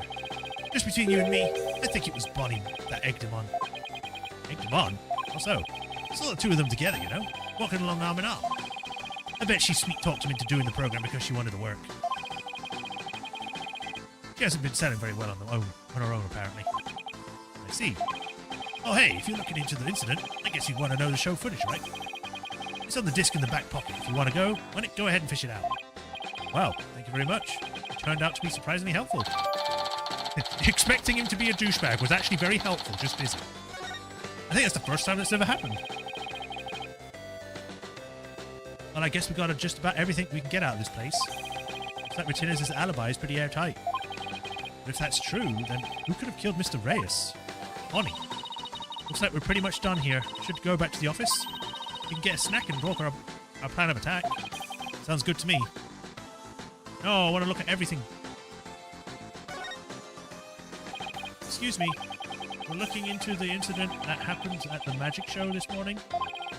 Oh, that? Yeah, the cameraman for that. Tell us anything about what you saw? Bonnie was soups and daubs. That's not exactly what I couldn't get enough of her. I filmed it the whole time. Got some primo footage, if I do say so myself. I better quit before he decides to share what he intends to do with said footage. Oh my god. Okay, just imply that.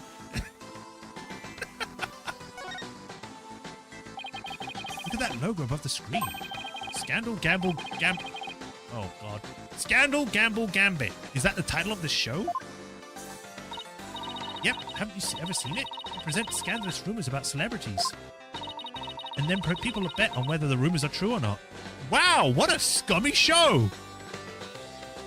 What the hell? Ugh, so it's just another tasteless TV show. Looks like Trucy's their next target. Today's scandal is... tragedy on stage. Did Trucy Wright cause an accident or did she commit murder? Looks like the murder is in the lead. Well, I'll say neither. Then we'll just have to create a third option tomorrow, in court.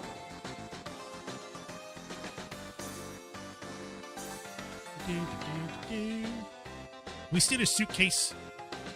Let's burn the whole studio down. All right, the agency. April 27th.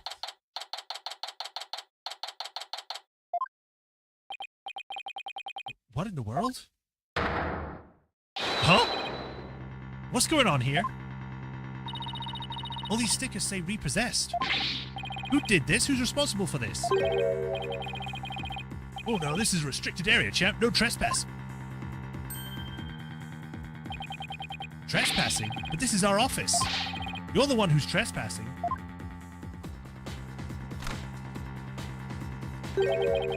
Enough with the lip, boy.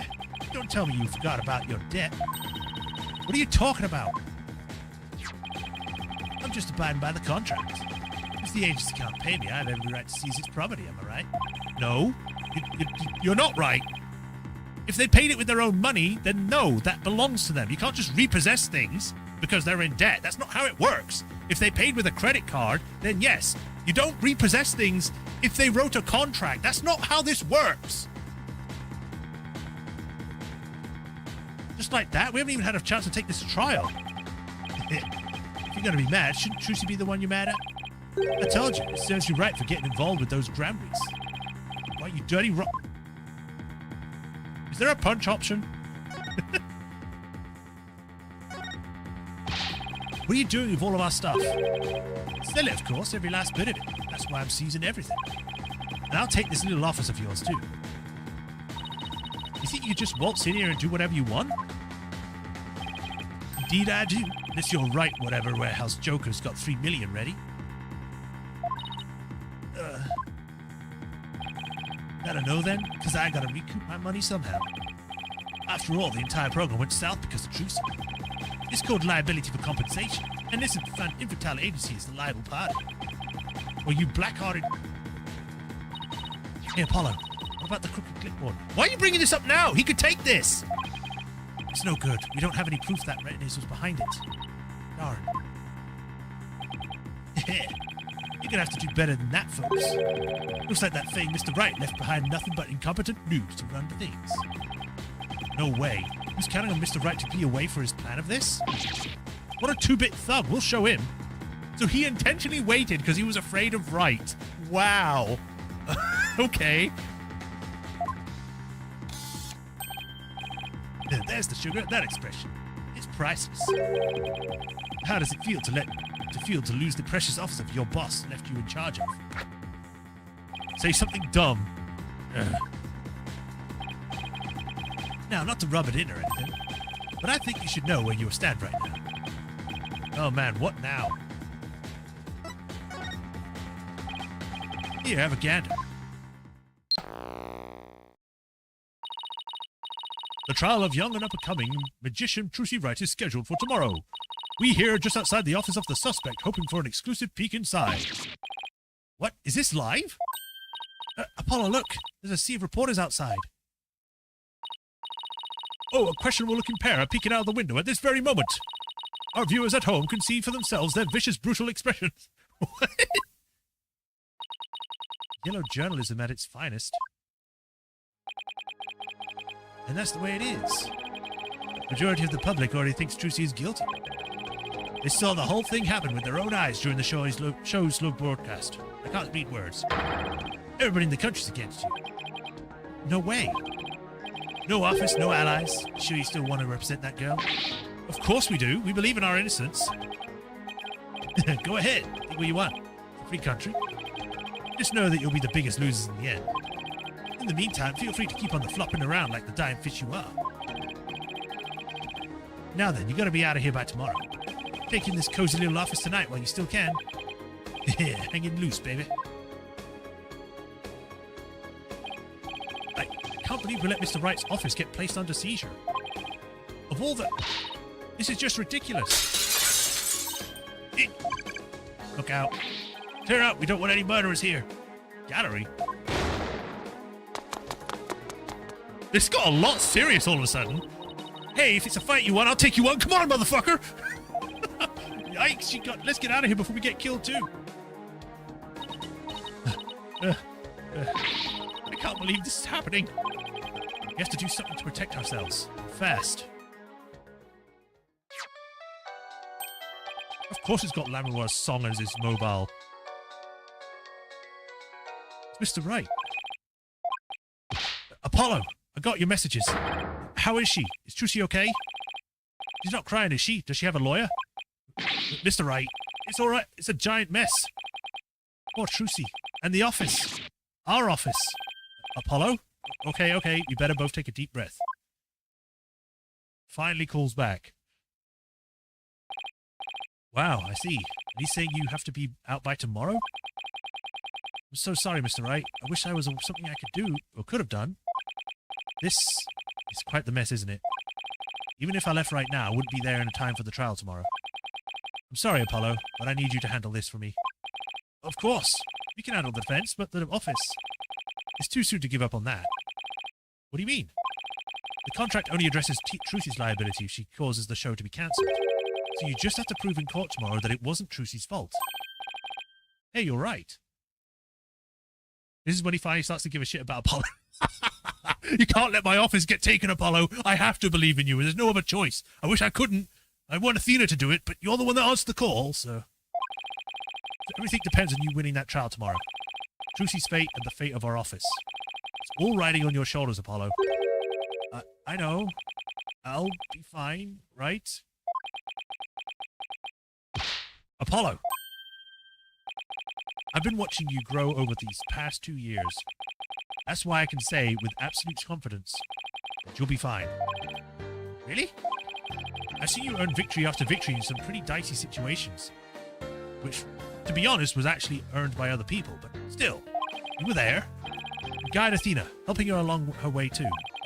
That's why I know you're ready. Why I know I can leave Trucy in the office to you.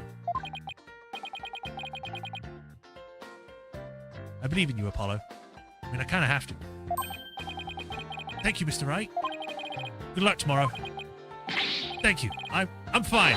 Everything will be fine. You can call me anytime if you feel you need to, but I'll be fine on my own, right? Yeah, I think so too. I can do this. That's the spirit. Give it your best shot out there, Apollo. Mr. Wright coming in with all the, like, I'm gonna put a fire under you. Yeah! What is it, Apollo? Why are you smiling about? Who, me? It's nothing. Mr. Wright believes in me. I can't let him down. We have to win this trial, Athena. Couldn't agree more, and I'll do everything in my power to help. Yeah! What a cliffhanger! Like, what the hell? Our opponent tomorrow. Prosecutor Samadhi, right? Huh? Well, now, why now of all times? Still, I don't care who it is. I can't afford to let my guard down for anyone.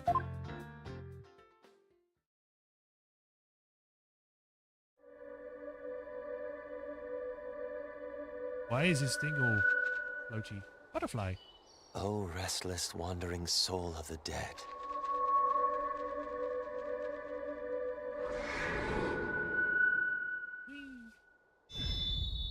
Prosecutor Sadmati. Oh. Sorry to disturb you, but I figured I should tell you. The lead attorney's been decided. It's Apollo Justice. Apollo Justice. Is that Matt Mercer?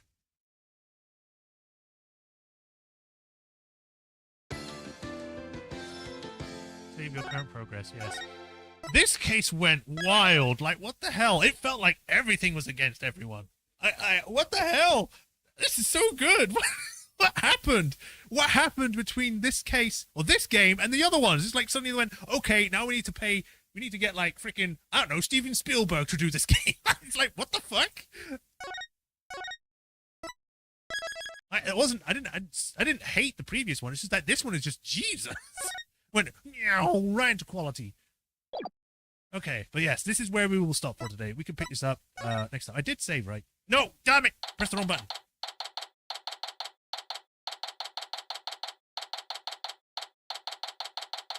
Let me get out of this. Exit game. I think I already saved, right? Just to be sure. So I don't want to end up like saying don't save because I wanted to shoot the whole intro, but there's no intro. So maybe I could just save it now.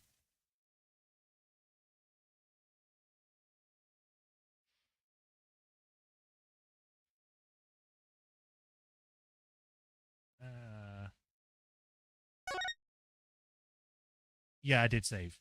Trial day 1, yeah. Yes, I want to pick. Yes.